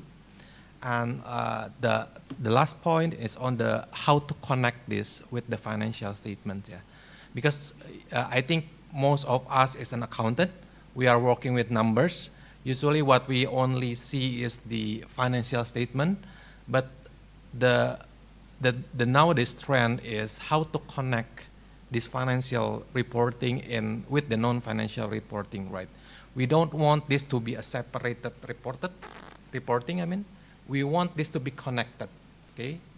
Maybe in the past, people only focusing on the financial figures. Nowadays, shareholders also put importance on the non-financial reportings. Based on survey, what I forgot about the survey, but there was a survey in the US actually, company who has invested in ESG environmental sustainability and governance, has an increase in their profit due to they get more investment from the investors. Meaning, the investor is valuing the company more because they think this company is also put their attentions to these ESG matters. Okay. So let me move to the next slide. So again, if I think what the familiar for us is the IFRS, right? IFRS is the standard for the financial reporting standard for the accounting standard, which in Indonesia is equivalent to the PSAK. Okay, where PSAK is, I think nowadays already towards to the fully adopting of the IFRS. But for the sustainability, basically it's also developed by the sister board for the ISB. IFRS is issued by ISB, while the sustainability reporting standard is the framework for the sustainability reporting is issued by the Sustainability Standard Board, International Sustainability Standard Board, which is the sister entity of the ISB. Okay, so the intentions of the ISB is to produce a global standard for the sustainability reporting standard. Okay, so before we don't have, actually before the ISB, there are a few of the reporting standard for the sustainability reporting. We have the TCFD, we have the SASB standard. So there are a couple of standards which being used for a company who would like to report their sustainability reporting. And ISSB is there to produce a one set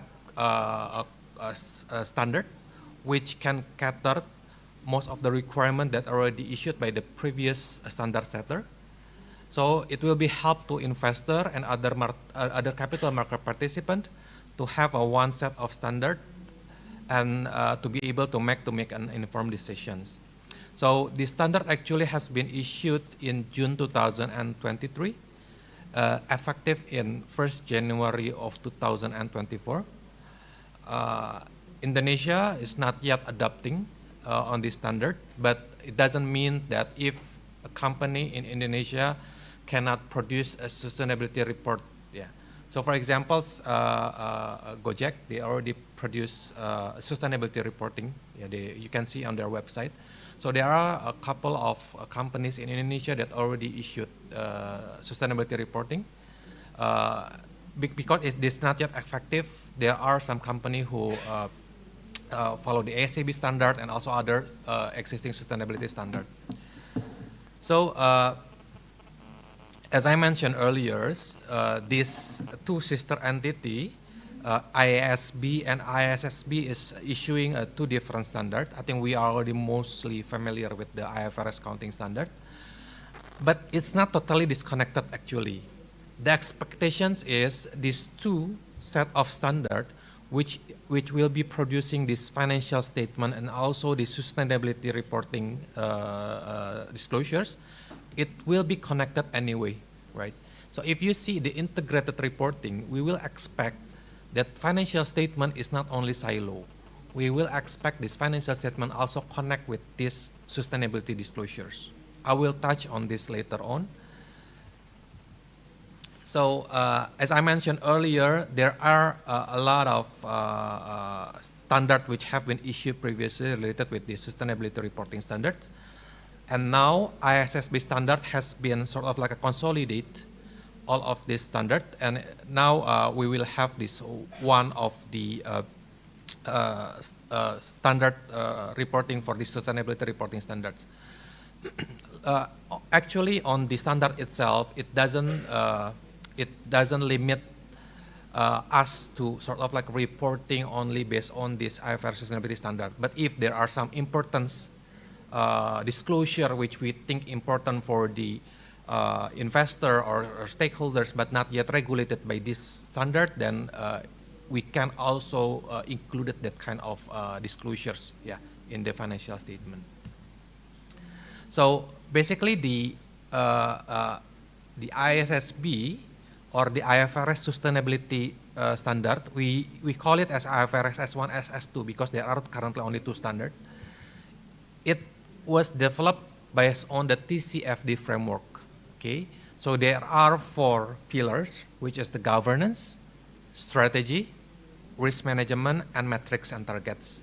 So basically, for example, a company who would like to issue a report and would like to be called as a comply with this sustainability reporting standard, they have to disclose these 4 pillars basically. In a high-level summary, the details, the standard is quite detailed on what need to be disclosed, but in a high-level summary, they need to disclose these 4 compliance on these 4 pillars. Meaning, for example, they need to disclose how can they prove that the governance for the sustainability reporting is exists, and whether the people who also on the governance side is also capable to report the sustainability reporting. In terms of the strategy, how the company able to show that their strategy to address the climate and also other sustainability reporting risks. Because basically the sustainability reporting standard, the objective is for the company able to disclose on how they able to addressing the risks and the opportunities surrounding the sustainability situations or environment. So on the strategy, how they able to addressing all the sustainability risks and opportunities. On the risk management as well, because sometimes the sustainability risk is not always happening now. So for example, I think we already knew that global warming is become a hot issue.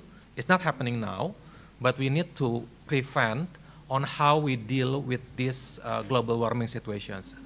This is a good analogy for risk management as well.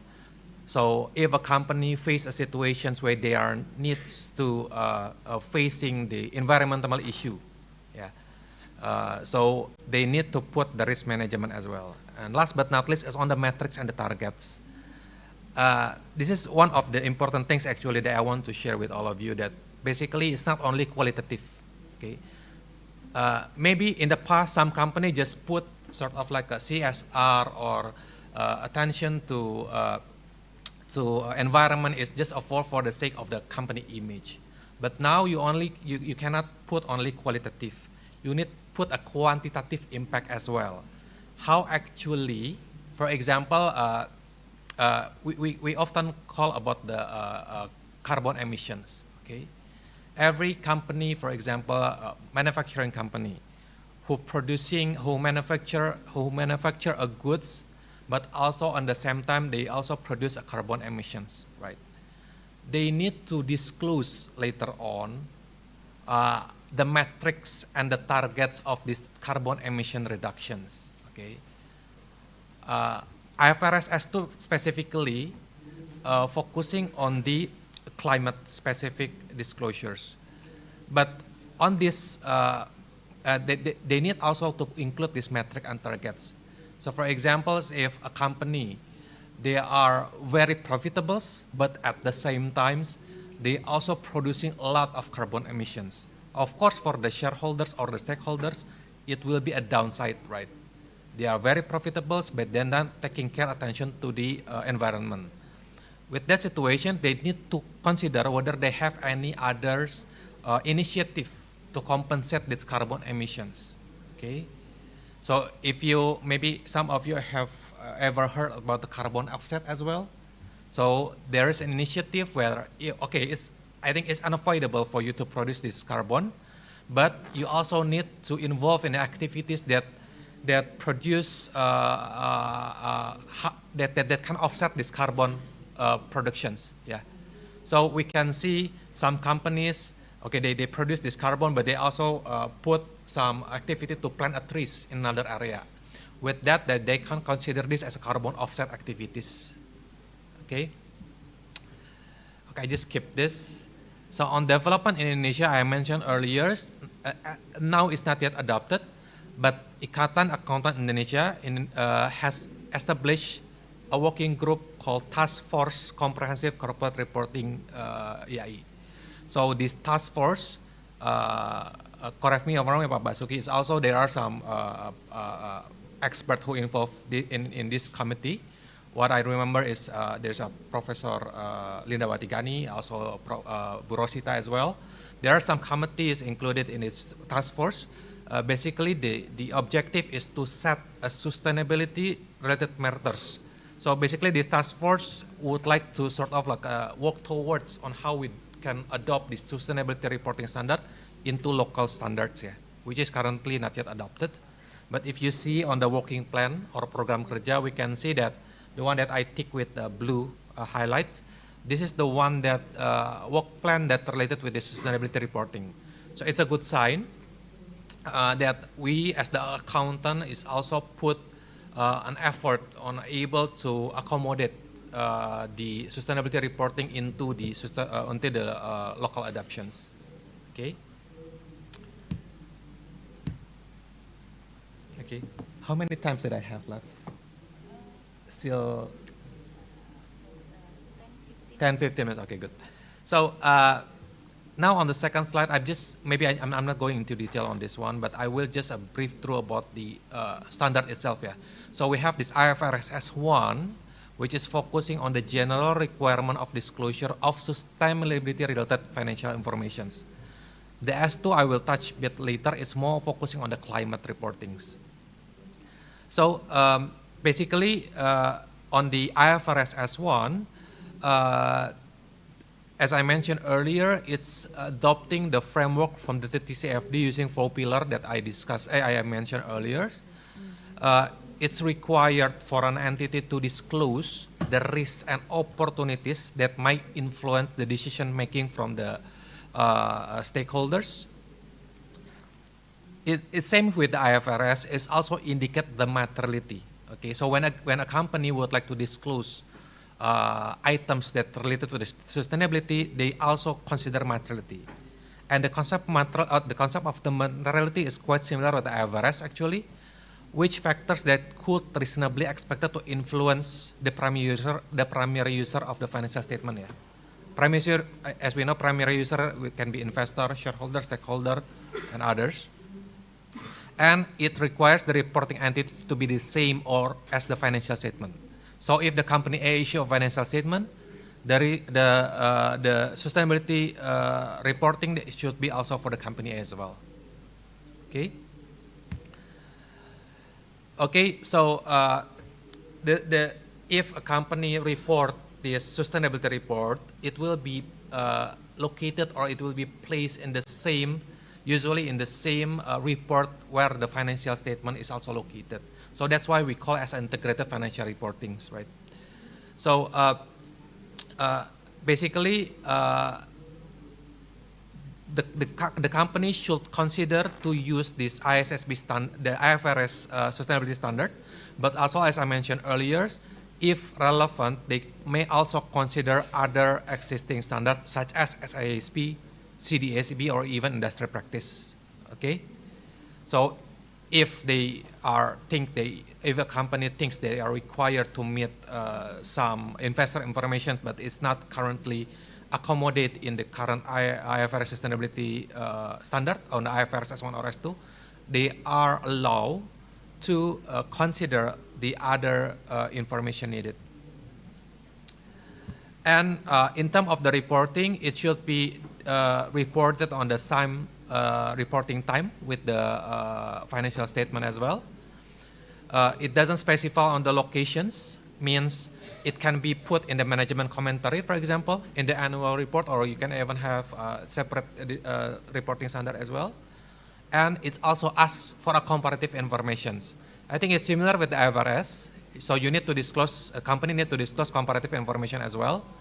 But for the first-time reporter, you don't need to disclose the comparative information. Okay, now I'm moving on the IFRS S2.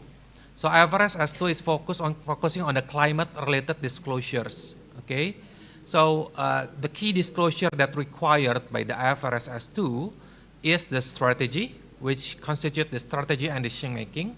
Again, it's same with the previous IFRS S1.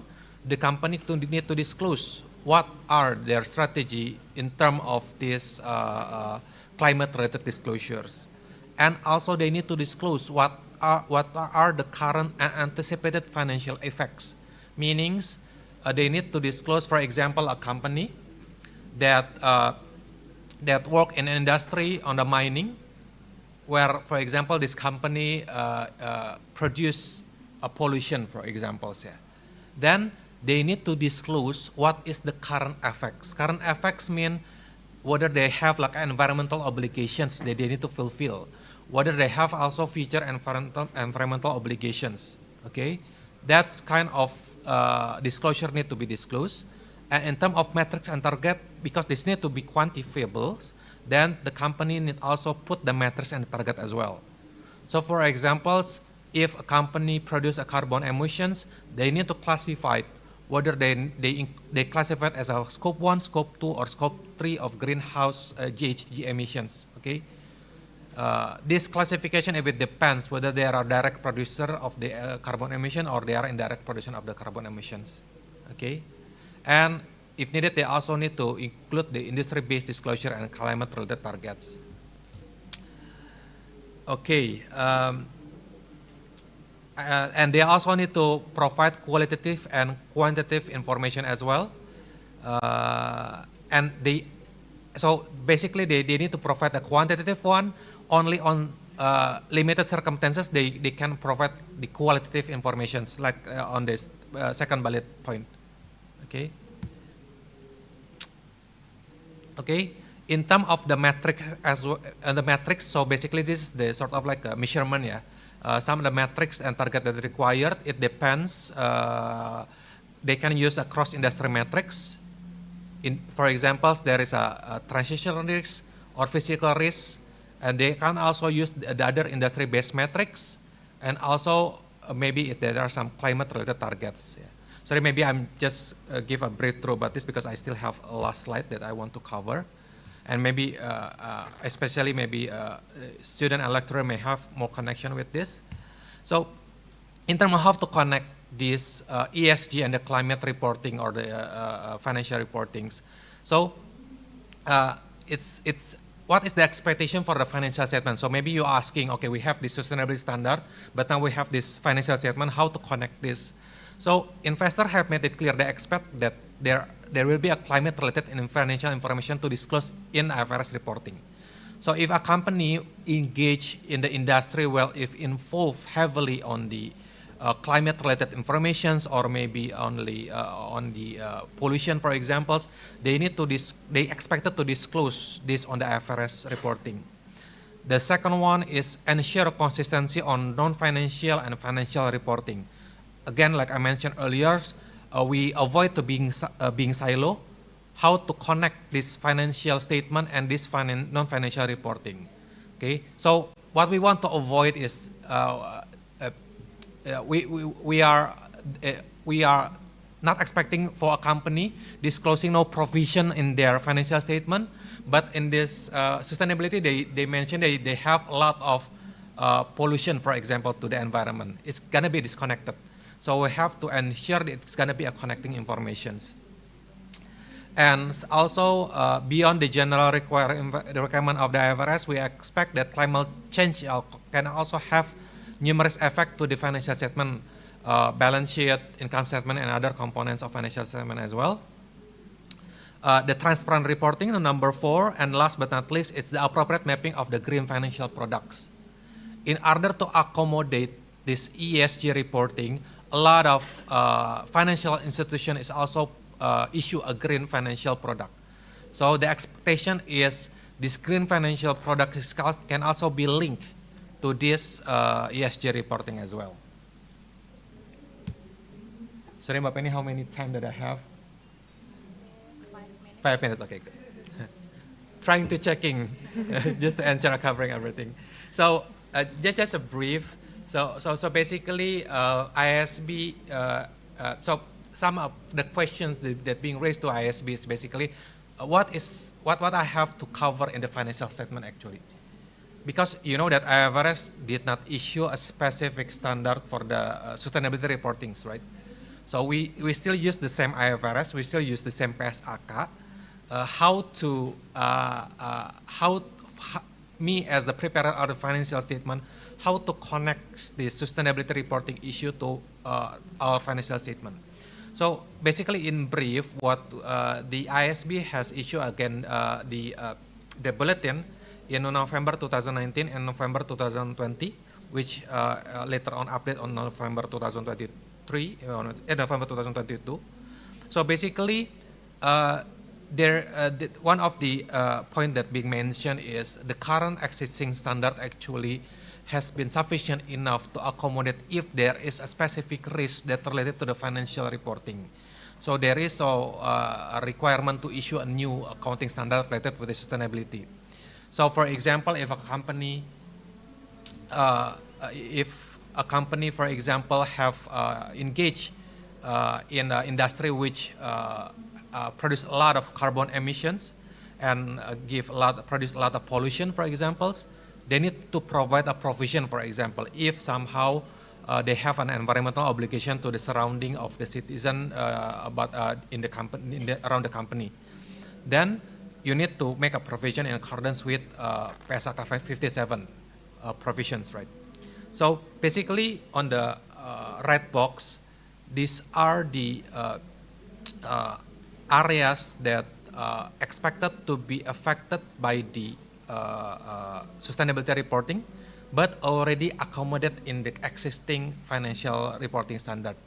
Okay, so maybe just remember that some of the existing standard already accommodate that. We just need to be mindful if a company have an interaction with the sustainability reporting, that we need to consider whether we need to disclose this on the financial statement. I'm just keep this. Okay.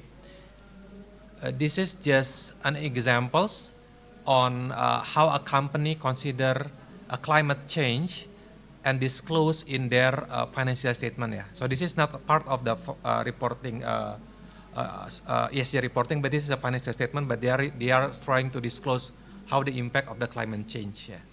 Okay.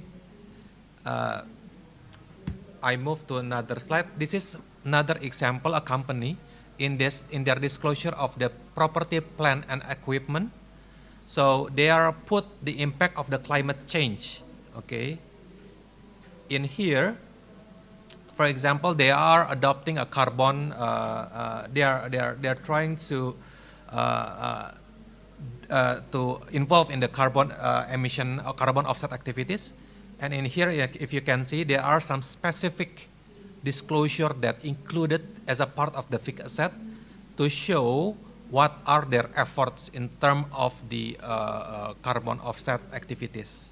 Okay, so I think that is my last presentations. But basically, I think if I can conclude, the standard is there. So we are as an accountant need to be ready, because I think in the future we will not only doing a debit credit accounting, we also maybe need to be mindful with the requirement of the sustainability reporting standard.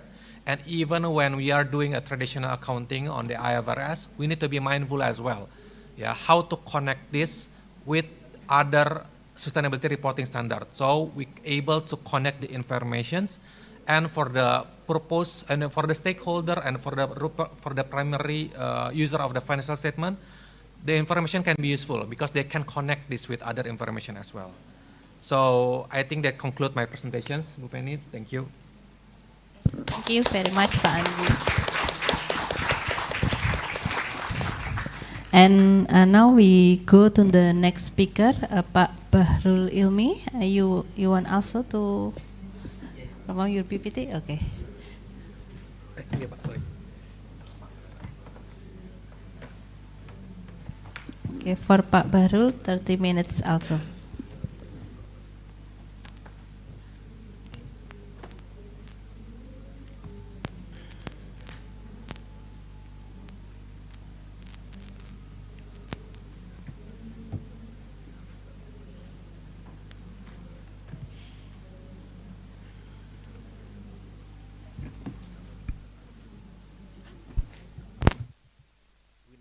a break first, Miss Penny. Not take a break first. Not a break. So we throw directly to the third speaker. Okay. Okay. Bismillahirrahmanirrahim. Assalamualaikum warahmatullahi wabarakatuh. Good morning, everyone. Good morning, everyone. Okay. So this morning we would like to discuss about the implementation of Maqasid Syariah to achieve the sustainability development goals in Indonesian Islamic Bank. So the case is only focus in Indonesian case. Okay, so hopefully everyone here can hear my voice, okay, clearly, right? Because we start already very afternoon. Okay, so now. Because today we are talking about the sustainable development goals, and the issue is about the Islamic perspective. So I'm going to discuss about the Indonesian Islamic Bank have the issue. Okay, because I just now we already heard before the first keynote speaker from the Prof. Nur Aini. So the implementation of Islamic accounting is especially in Islamic institution. So Islamic accounting. So we cannot find in the traditional transaction, but we can find the Islamic accounting transaction inside of Islamic banking, especially. Islamic institution is a very big Islamic institution, financial institution is very big, but we more deeply and very narrow discussion about the Islamic banks in Indonesia. So today we have the four section. The first section we are talking about the phenomena and current situations what we have today. And the second one we are talking about the philosophies of basic of in Islamic economics. And the third, we have to discuss about the strategy and implementation of the Maqasid Syariah to achieve the sustainability development goals. And the last one, we are talking about the moment of truth of this section. Okay, so I collected the information from the Financial Service Authority of Indonesia, or we can call this one is OJK, Otoritas Jasa Keuangan. So we can see that the roadmap of Indonesian Islamic Bank 2020 until 2025. So OJK especially reported that there is the 5 issue that we have to face about the Islamic banking issue. The first one is Indonesian Islamic Bank do not have differentiated business model significant product. So at the same time, they just only focus on their business. They only focus on the profit. They don't mention specifically to help the people, especially to help for the poverty. So this is why the kind of why the OJK mentioned this is the kind of issue of Islamic bank.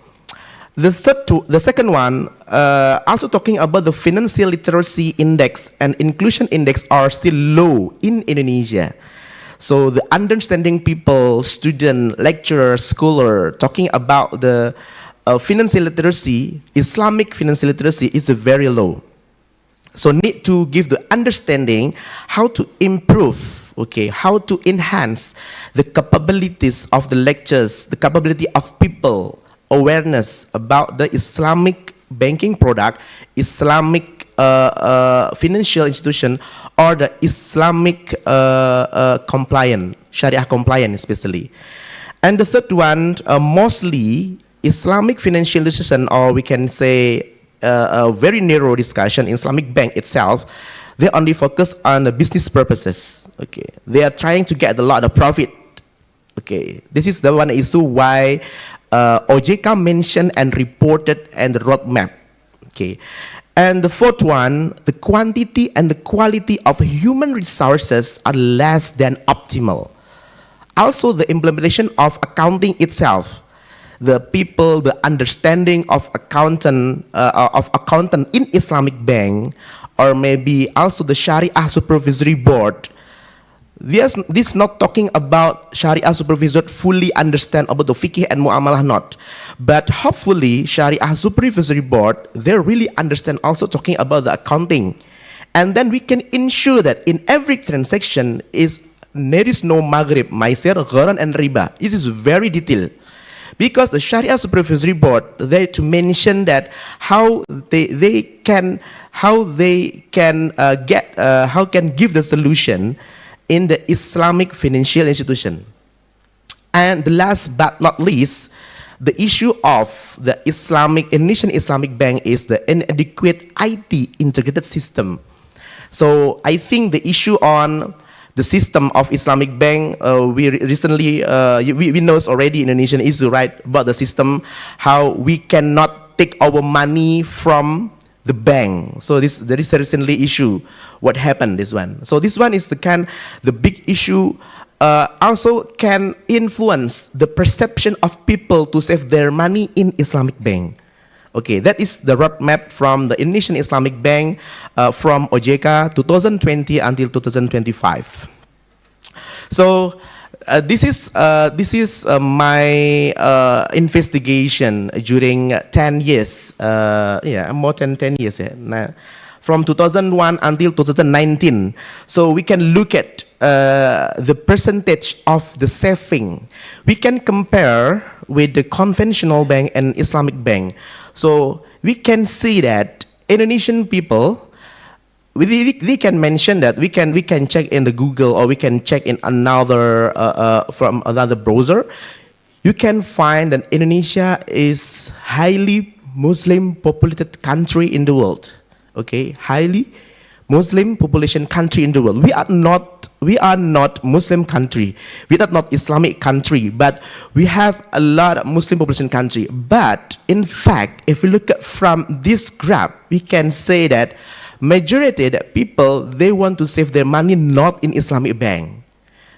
Okay, this is mostly in 2001 until 2019. We can see that this one. Also, we are talking about the financing. How many people in Indonesia, they are using the product of financing? So we can see that still conventional banks become the pioneer. This is not talking about the who's the first, who's the pioneer, not. We started Bank Muamalat in 1991, okay? But if you look at from the population, this is the potential Islamic bank is growing enough rather than the conventional. So that's why the OJK mentioned about the human resource, the awareness, and also talking about the literacy. If you look at from the asset, gradually increase for conventional bank, but from the asset is gradually decrease. Okay. So this is recently, if you look at from the percentage of ijarah contract, or maybe look at from the musyawarah contract, or maybe murabahah contract. So we can say that this is very fluctuative. So the good one is, I think, is a murabahah.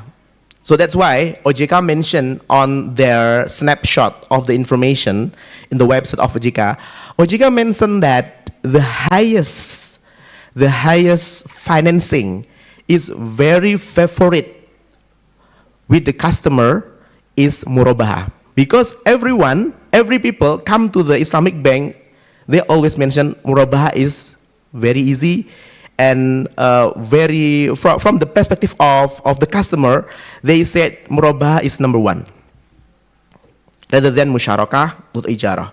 But we have to know that murabahah, the transaction of musyarakah, murabahah, ijarah, or another transaction, this become based on the customer need, what the customer needs. We cannot saying that you come to Islamic bank and then you have to apply or maybe you can install for the murabahah contract. Okay, so now we back to the philosophy of the sustainable development about the maqasid sharia. So we can say that maqasid sharia, that is the 5 this year, that is ad-din, al-mal, an-nafs, al-aql, and an-nasab.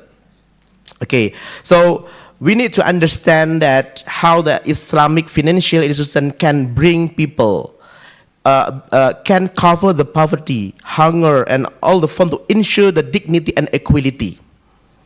And also we're talking about the prosperity, how the Islamic financial institution can to ensure the prosperous and fulfilling life in harmony with the nature.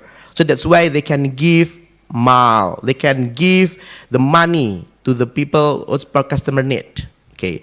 Also the peaceful, foster peaceful for inclusive society, jiwa dan keselamatan. And also talking about the partnership. That's why in accounting, in Islamic accounting, we learn about the musyarakah accounting and mudharabah accounting, because this is kind of the partnership between for the business. And also the nasab, keturunan and planet. So protect our planet to natural resources and climate. So that's why in some study, they do the intellectual capital to measure the growth of Islamic bank.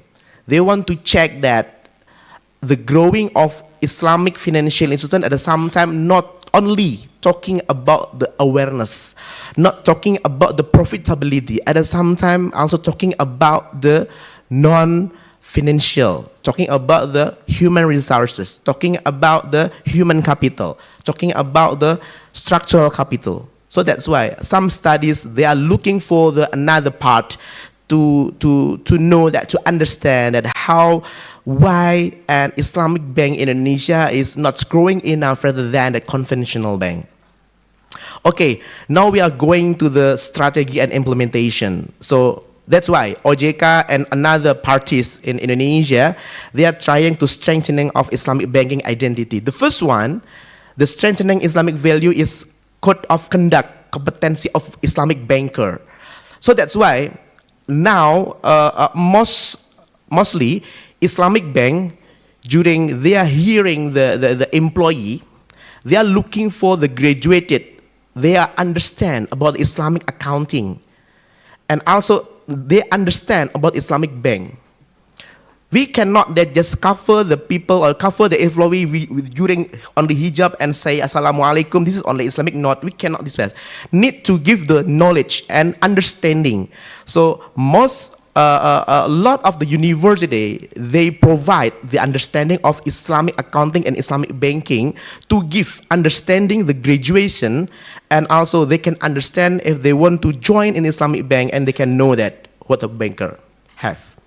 Also talking about the Sharia Supervisory Board, they need to understand also actually not only talking fiqh and muamalah, also talking about the audit Sharia compliant.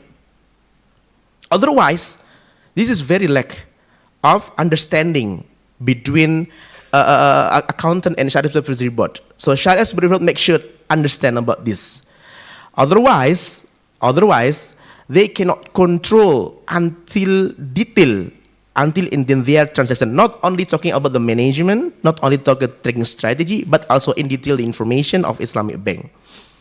Also, the strengthening of Islamic identity is the develop unique Islamic banking product. Okay, like product value customer, what the customer need. So that's why Murabah is very popular in Indonesia. Most of, if you look at from the annual report, from 14 Islamic bank, full-fledged, and also 22 about the Islamic window, mostly the favorite and very popular is Murabah contract. So that's why the number of Murabah contract has become number 1. After that is Musyarakah and Mudharabah. And also implementing product of national priorities. So sometimes the Islamic bank, they are joined with the governments to give installment to another parties, to the small medium enterprise, to support them by the money, for example. And acceleration bank product licensing, basic activity, and increase innovation. And also strengthen capital, just like I mentioned to you. Also we have the Islamic Rural Bank, or we can call it BPRS. Okay, but still Islamic bank with the high capacity, capital, and efficiency still need to support to other people, to other parties, to strengthen the Islamic Islamic transaction and Islamic activities. And the last one is encouraging the digitalization of Islamic banking, especially for the security information and platform. Okay, for the second the last second, also we are talking about the Sharia economic ecosystem. So make sure that Islamic Bank, it's always covered in Islamic activities and ecosystem energy, talking about the halal industry, okay, about wakaf, about the Islamic boarding school, mosque. So this is the kind of information that we need to understand, that Islamic bank, Islamic financial institution should support these activities. Okay, if we want to make the system development through we said to you the maqasid al-sharia, to help the people, to help the planet, to help our earth, the poverty and something like that. Okay, so now last but not least, we are also talking about the strengthening of licensing regulation supervision. So that's why during my PhD, I met with the OJK. We discussed together about this issue. Why in the beginning of my PhD, during my conversation and interview with the OJK always mentioned to me, Mr. Baru Ilmi, you are doing PhD? Yes, I'm doing PhD now. Okay, what you are looking for? Why you study about Islamic bank? Because Islamic bank is very complicated. See that the OJK mentioned about this. So because of that, we need to looking for what the solution have. Not only just like okay, we discuss, but there's no solution. So that's why OJK have to control and the system. Okay, I'm not talking about only regulation. Okay, I'm not talking about the supervision, but also talking about the how to set. Also from the accounting standard, Islamic accounting standard, murabahah contract, Sharia contract. So I have to understand this one. Otherwise, that people only understand about the basic of the Islamic transaction, but we don't know how to measure, okay, how to understand where we need to record about murabahah, how to record when we buy the asset murabahah. Is it by own or maybe we can run? Okay, we made clear in the beginning how we record, meaning that how we have this good, how we record this one. So meaning that how we give the interpretation, because this is a murabahah contract. We cannot sell the product without we have owned this product. So make sure we have the clear in the beginning. So that's why at the same time Islamic bank, they always using the murabahah contract, because murabahah is very easily to record rather than another transaction. This is the perspective on in accounting standard, in how to compute, how to record in the journal. Okay, acceleration of licensing process through technology adoption. So that's why because the need to transparency, the technology is very important to accelerate, especially the licensing process technology, and developing program more credible and adaptive. And the last one, increase the effectiveness on supervision. So the implementation of Maqasid Sharia, trying to looking for that how Islamic banking can get solution to enhance their quality, and they can solve the issue, the problem through with the sustainability development goals. So that's why Islamic bank have the good position to ensure that and to help the people. If we say that around the world, that people help the people not only looking for the profit, but also we can help the people, because in Islamic in Islamic economic, we understand that al-maqasid sharia not only looking for the profit, but also we are also looking for the barakah from Allah Subhanahu wa Taala. Okay, now we are moment of the truth for us today. Do you trust Islamic bank, everyone? If you trust, meaning that you need to save your money in the Islamic bank. But the question is, do you trust because of your salary coming from, for example, from universities to the Islamic bank, or really you are trust? So this is the big question to us. We are praying five times, right? We are fasting in Ramadan. we say Salamu Alaikum, but why we don't have any Islamic bank account? So we need to answer in ourselves.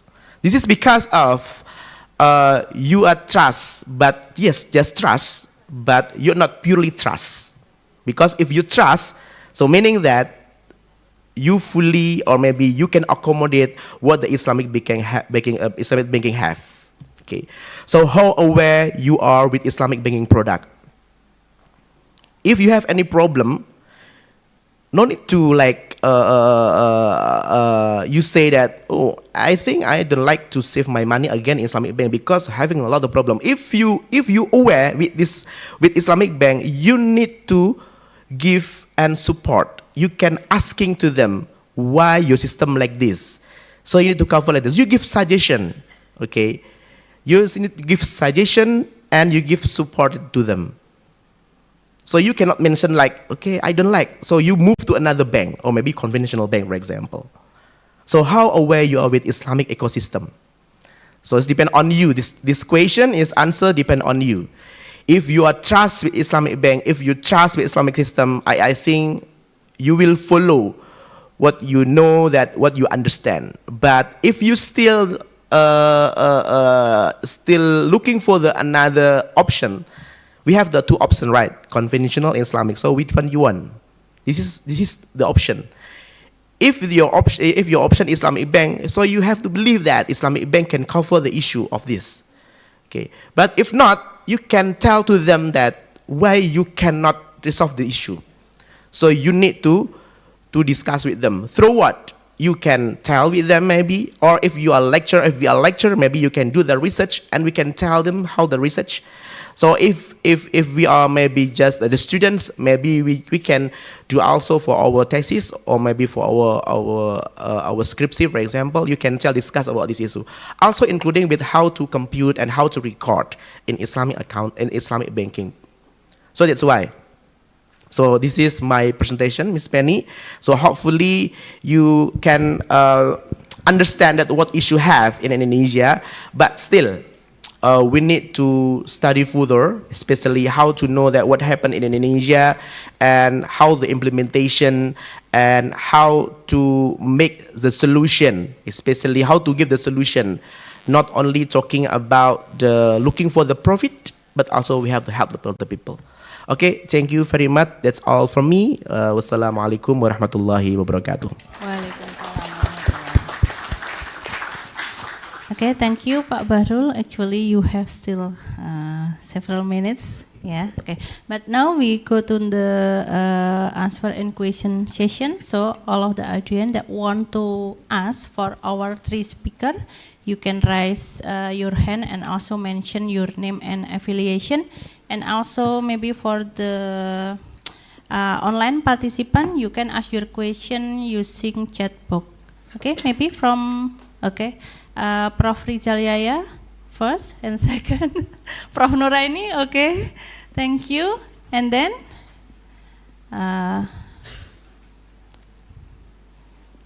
another participant want to ask?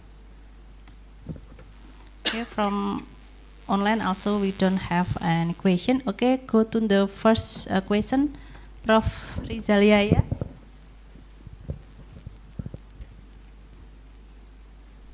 Thank you so much, Bu Penny, and all the keynote speakers. That's very enlightening, your presentation. I have few issues to elaborate more. First, very interesting, Dr. Kritapa, that you explained on the SDGs and also FUCA, and you have also experience with your printing business. And as you are also lecturer, I would like to know to what extent this issue is quite a number of them are new for us in especially FUCA and SDGs in counting. To what extent do you adopt and you respond for this development of SDGs and also integrated reporting at that you adopted in the accounting curriculum in the department or in your business school? That's the first one. And second one to Pa Andri, thank you so much for explaining on what the FRS standards for the sustainability.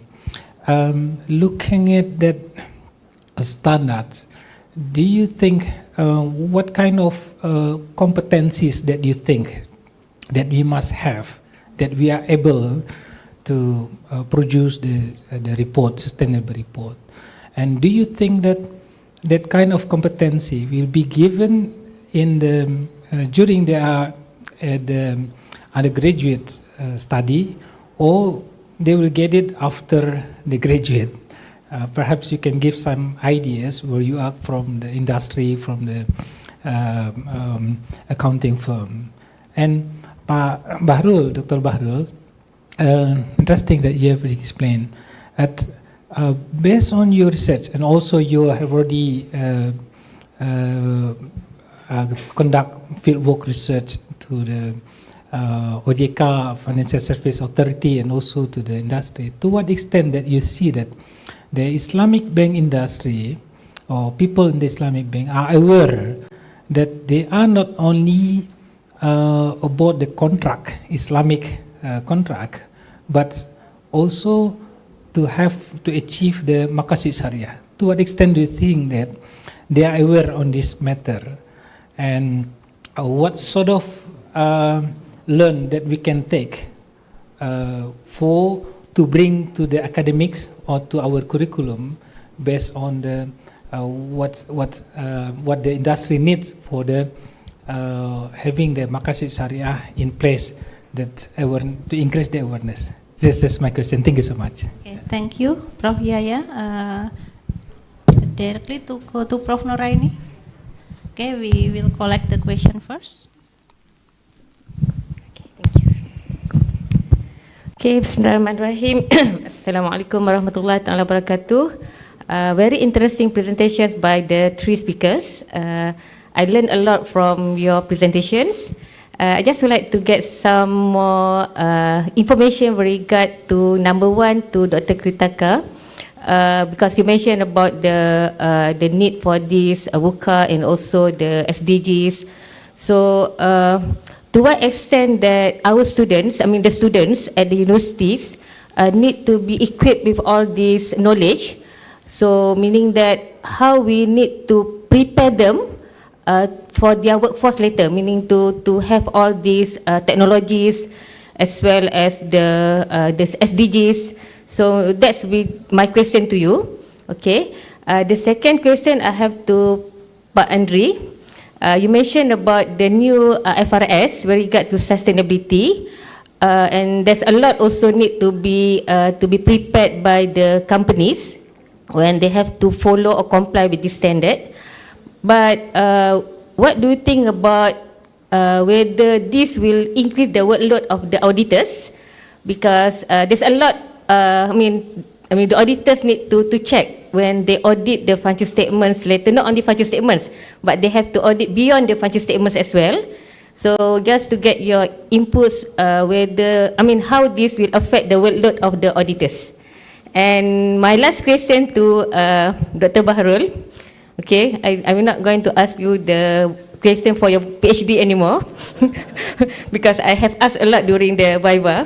So my question, because I can see that Indonesia has a lot of potential for their Islamic finance, and you mentioned that the people are still interested in conventional rather than Islamic. So what how to bring them? How to support this Islamic finance in Indonesia? Number one, and what do you think that the role of the regulators in Indonesia with regard to the development of Islamic finance in Indonesia?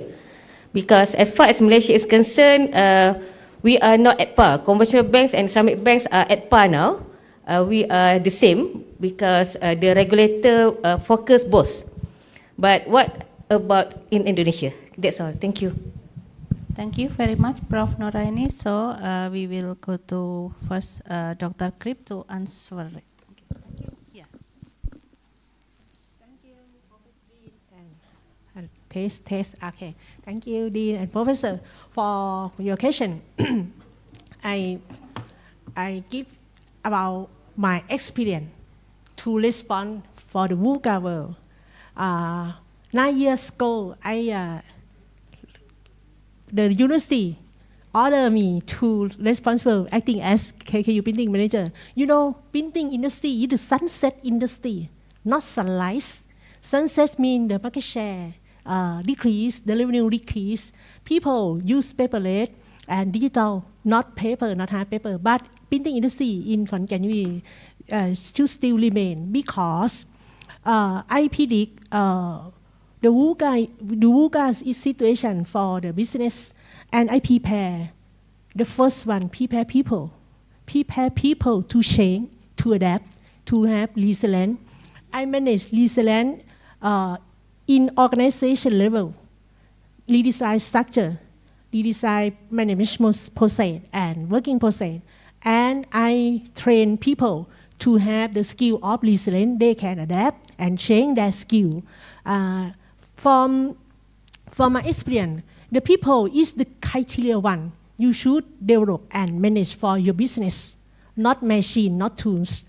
I bought a new machine printing about 50 million baht, so expensive. But if we did not prepare people, they did not work with it. So people is the heart of your organization and heart of your business. You should keep important to train them and develop them. For faculty too, I develop the curriculum. I think for in the VUCA world, the people and organization or maybe country can have the capacity and capability of resilience, should have adapt and recover. So I develop the course and push everyone in my faculty to have the skill of programming, basic programming, because I think in my opinion, mathematics is critical element for develop people to have creative thinking. If you want to develop people in your social, have creative thinking, everyone know innovation came from creative thinking, but how we develop creative thinking. So we should start on the basic ground. You don't run if you don't walk. So creative thinking start from the mathematics, start from the logical idea, logical mind. I think how I develop the student to have the mathematics and logical idea. So they should have basic programming skills such as Python, R program, or application. I develop course and push computer literacy in the subject with my colleague. Now, management student and accounting student that study with me, they study Python to download data from website and analyze data, download text that people talk in Twitter or talk in Facebook and analyze the word that what people talk about product. Such as now, what people talk about coffee, how brand coffee that people love in Thailand, Amazon, in Indonesia. I just drink yesterday in airport. Can't remember name, but the man who is Indonesia owner, brand Indonesia, really delicious, very better, very best coffee in Indonesia, in airport, but Indonesia. So if you want to know about that, about everything, I think reaction with VUCA world, we just keep attention at people, develop people, have logic idea. And mathematics, I think, is basic for people to develop the logic idea. And after that, they will have creative thinking and think with systematic. Okay, I answered your question enough.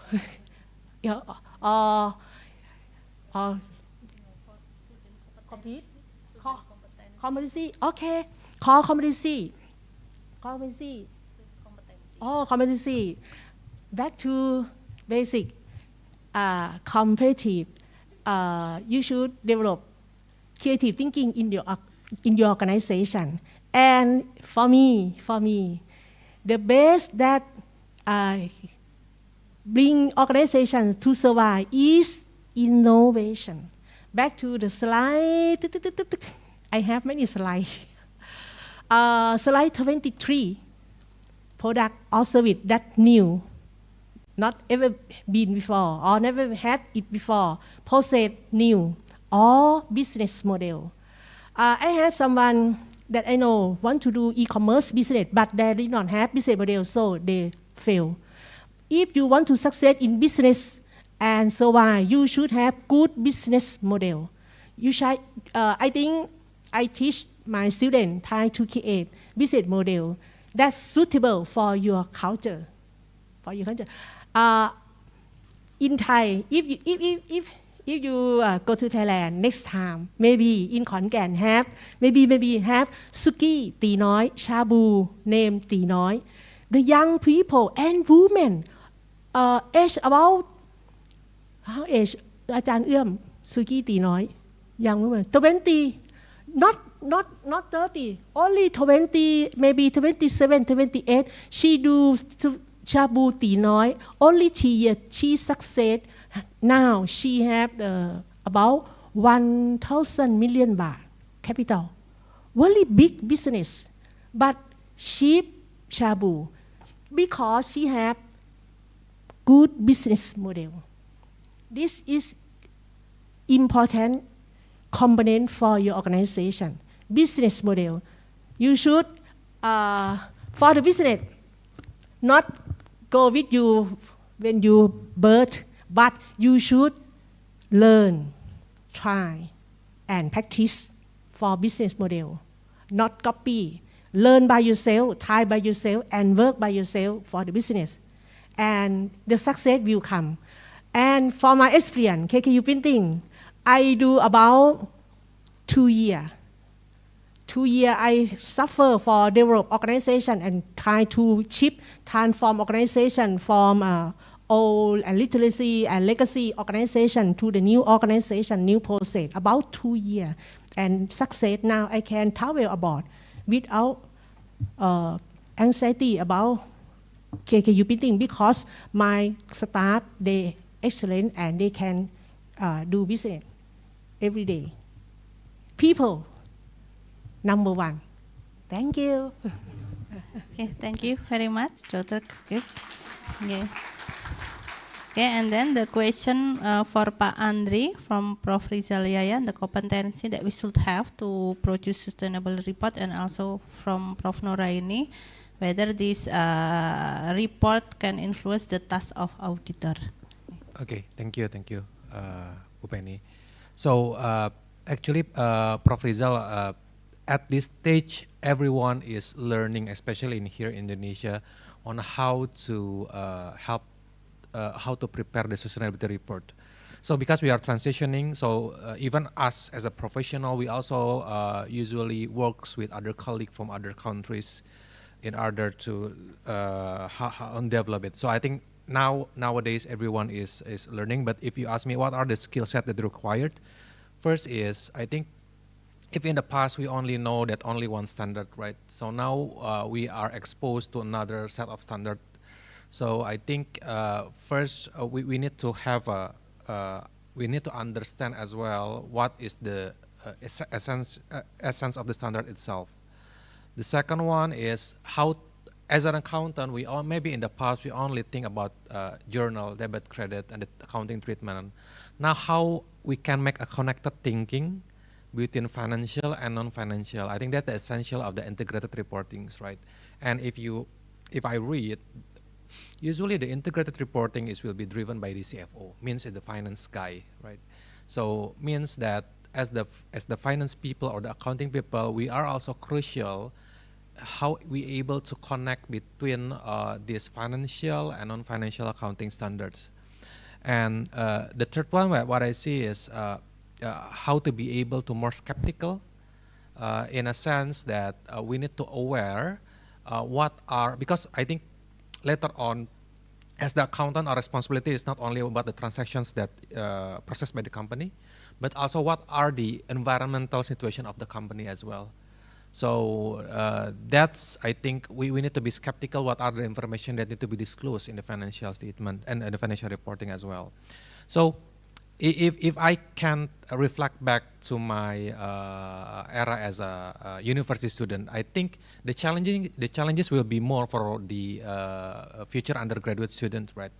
Because I think in the next few years, they not only have to learn on how to prepare the financial statement, they need to also to prepare the sustainability reporting and maybe other future upcoming standards. So I think it will be beneficial if it start to be, taught or maybe introduced to the fellow undergraduate students. So when they are a graduate and going to the working environments, they will have some basic, I think. Very well. Is that answering your questions, Pak? Thank you, Pak. Okay, and the second one is from Professor Raini. What do you think about this sustainability? Whether it will increase our workload as the auditors to check, ya, Bu, ya? Because you are hearing that auditor is not work 8 to 5, ya, Bu. So in terms of the workload, usually for the sustainability reporting, there are some cases where the auditor is same with the financial audit, and it can also be different. So of course, I'm using a perspective from professionals. So usually in terms of workload, it depends on how we manage on the staff who will work on these areas.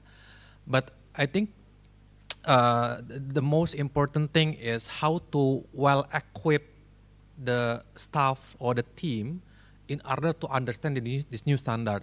Because the new adoption or new standard adoption always always be a challenge, right?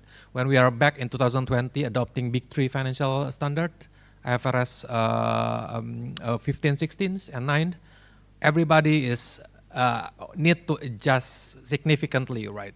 So there are some like adjustment period as well, which it will impact to the learning curve and also to your workload as well. I think it will be on the same position as well for this. Initially, of course, there will be an adjustment. Workload, yes, but I would say it's also, in addition to workload, it's also as long as we can manage it, giving a proper training to the staff, giving a proper development, I think it can be handled. But what I want to convey is also an opportunity actually for us as an accountant, right? Because in the past, maybe me as an auditor, I'm only doing the financial audit. Now I have another area to be audited. So I think it's a good prospect for us as an accountant. Another area that will be, can be delivered by us as well. Yeah, is that answering your question? Thank you. Okay, thank you very much, Pak Andri, and then Dr. Bahrul Ilmi.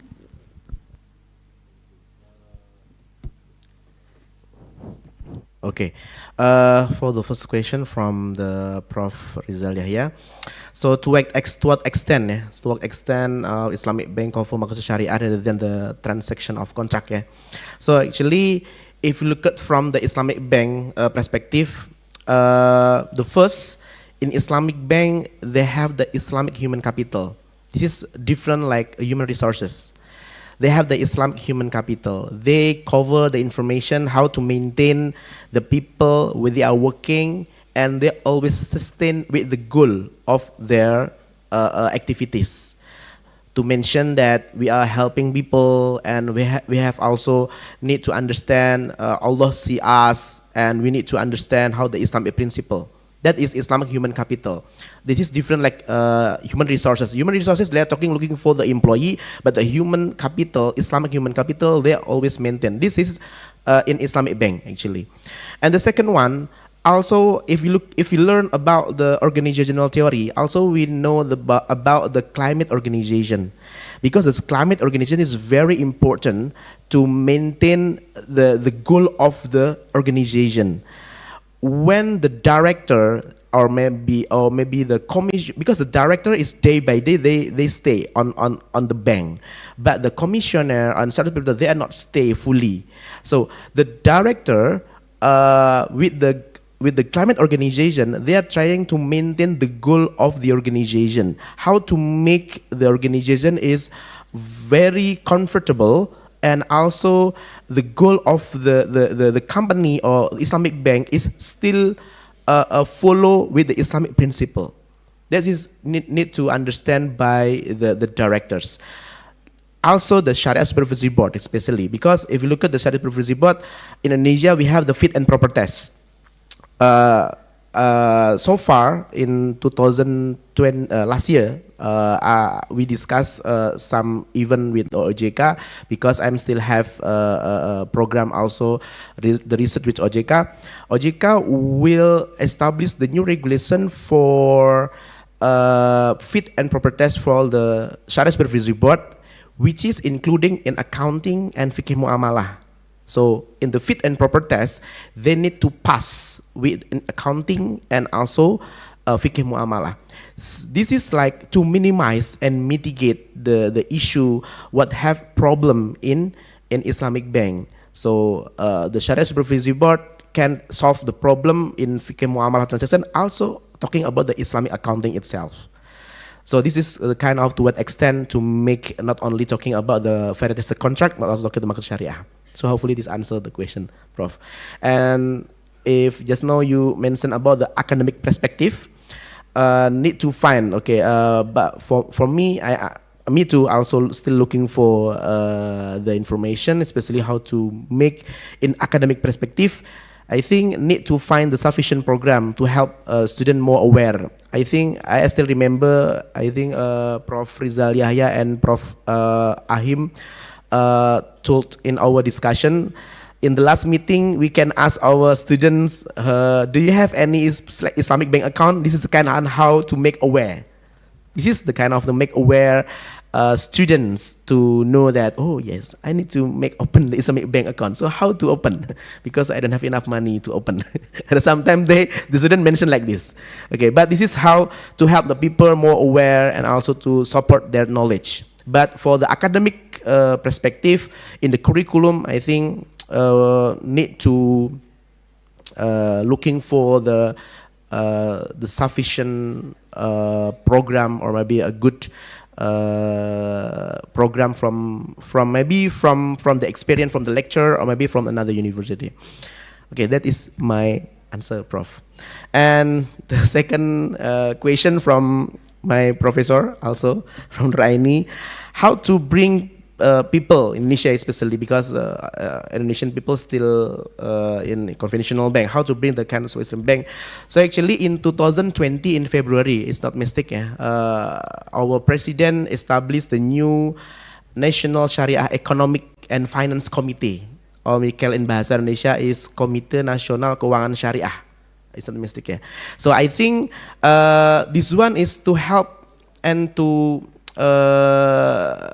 promote the economic Sharia, actually. Not only talking about the Islamic financialism, also talking about the Islamic ecosystem. Like just now mentioned Islam halal industry, and also for the Islamic product, for example, also they talking about this. So the KNEKS, or we can National Sharia Economic and Finance Committee, they promote not only in the seminar, but also they are also promote in the university and also in college. They show that how Indonesian regulation have, and also they also have the tagline, we have to support the Islamic community, Islamic ecosystem. So this is trying to make the people want to move from the conventional to Islamic bank. But if we talk about the more deeply, also at the same time they also have the research with some lectures in Indonesia. They want to know that how the perspective of people, Indonesian people, about the Sharia, because at the same time a very basic question. I think the interest in and interest, bunga, and also profit sharing scheme. Some people still argue like this, but we can say that this is totally different. But that's why still do the research and also seminar and also workshop with the National Committee Syariah Committee Economics. This is the kind of how to help the people to understand. And also, how about the regulation? I think if we are talking about the regulation, Islamic bank, the first Islamic bank is Bank Muamalat in Indonesia, start in 1991. But the regulation of Islamic bank itself in 2008. So if I can say that the regulation in Indonesia, if talking about the Islamic bank, is not top down, but it's bottom up. So depend on the issue. If there is the issue, so we have to regulate to make the regulation at the same time. But so that's why this is the also we always say to the OJK as the authority. So you have to make the more aware again, because at the same time the regulation not talking about the issue. If there is the issue, if don't have the issue, no need to regulate. Why? You need to regulate also, even this is not the issue, it's not the problem. So that's why at the same time, this is the kind of the problem in the regulation from the governments, because government is usually they are creating the regulation is not top down, but they're bottom up. If there is the issue, they create regulation. Okay, that is maybe answer your question, Prof. Thank you. Okay, thank you very much, Pak Bahrul Ilmi. So I think because of our limited time, we should end this session. Thank you very much for Dr. Kritapa, Pak Andri, and Pak Bahrul. Once again, give applause for our speakers. And also thank you very much for the audience that you have followed until this evening, and hopefully we can see you again in the next agenda. Thank you very much. Wassalamualaikum warahmatullahi wabarakatuh.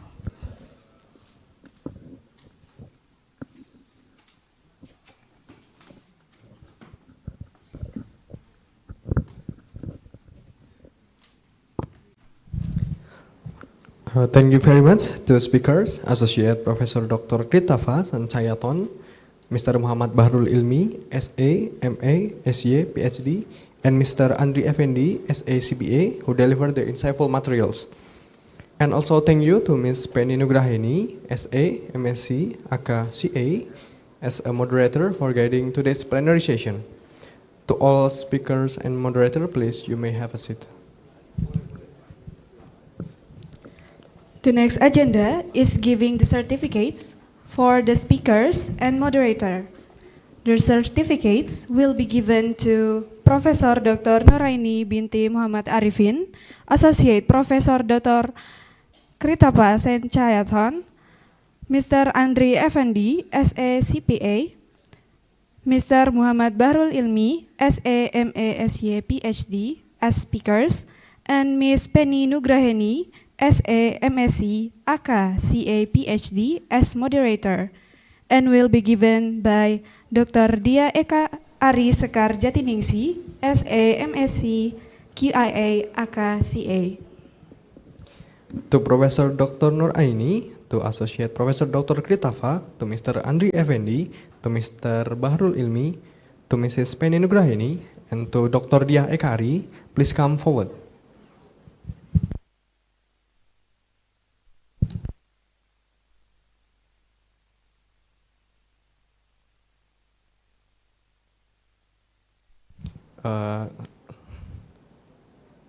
Some addition to Professor Rizalaya, maybe you can give the certificate.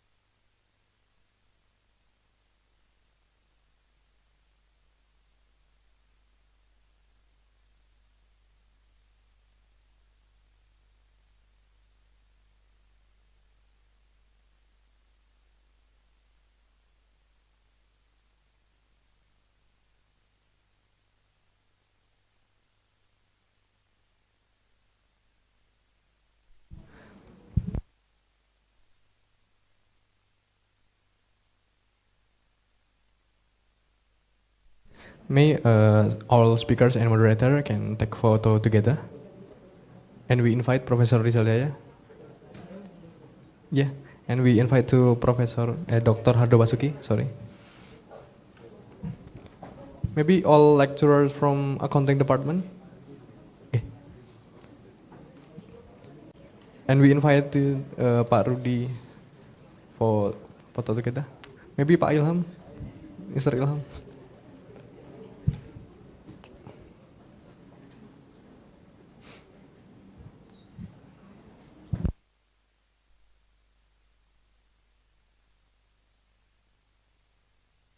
Pak Andan, Mr. Andan, maybe you can go forward to take a photo together. Mrs. Effie, Mr. Wahyu.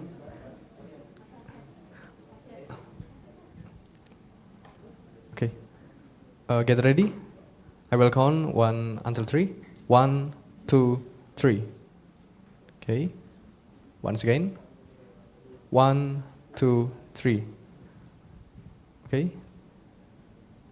1, 2, 3. Okay? Okay. Thank you very much.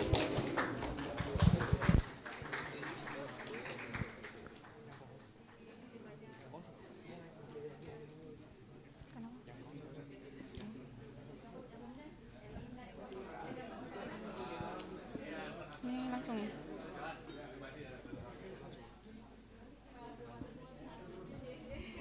Lanjut.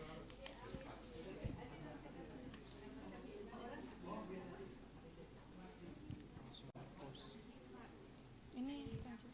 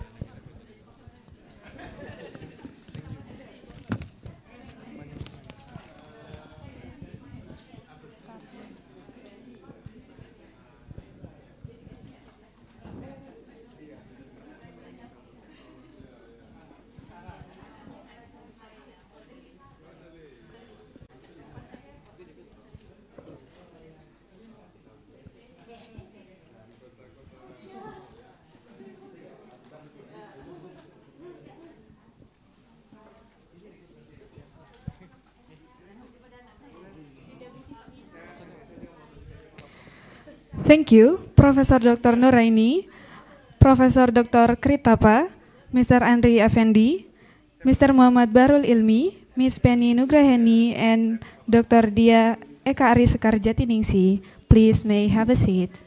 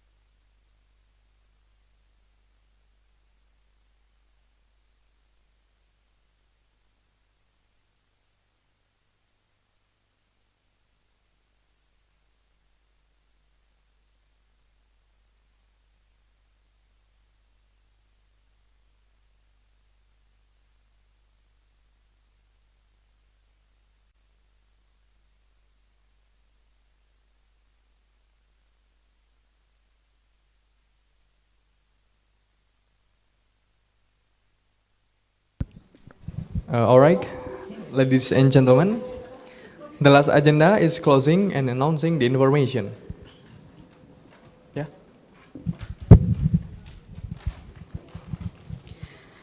We would like to say thank you to Universitas Muhammadiyah Surakarta, Universitas Muhammadiyah Sidoarjo, and Universitas Ahmad Dahlan Yogyakarta for supporting this event. Because the co-host cannot attend the International Conference on Accounting and Finance offline, we will give the co-host certificates by online.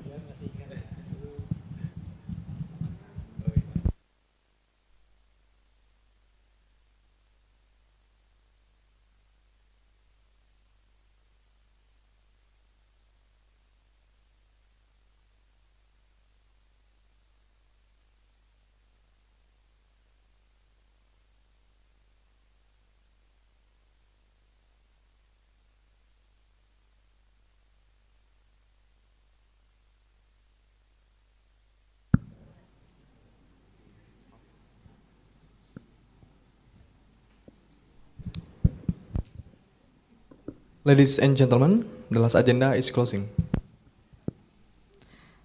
Before we close the event today, we would like to inform you that parallel session will be held tomorrow, Thursday, August 10, 2023 at 8 a.m. I repeat once again, the parallel session will be held tomorrow, Thursday, August 10, 2023 at 8 a.m. We do apologize for all the mistakes we have been made.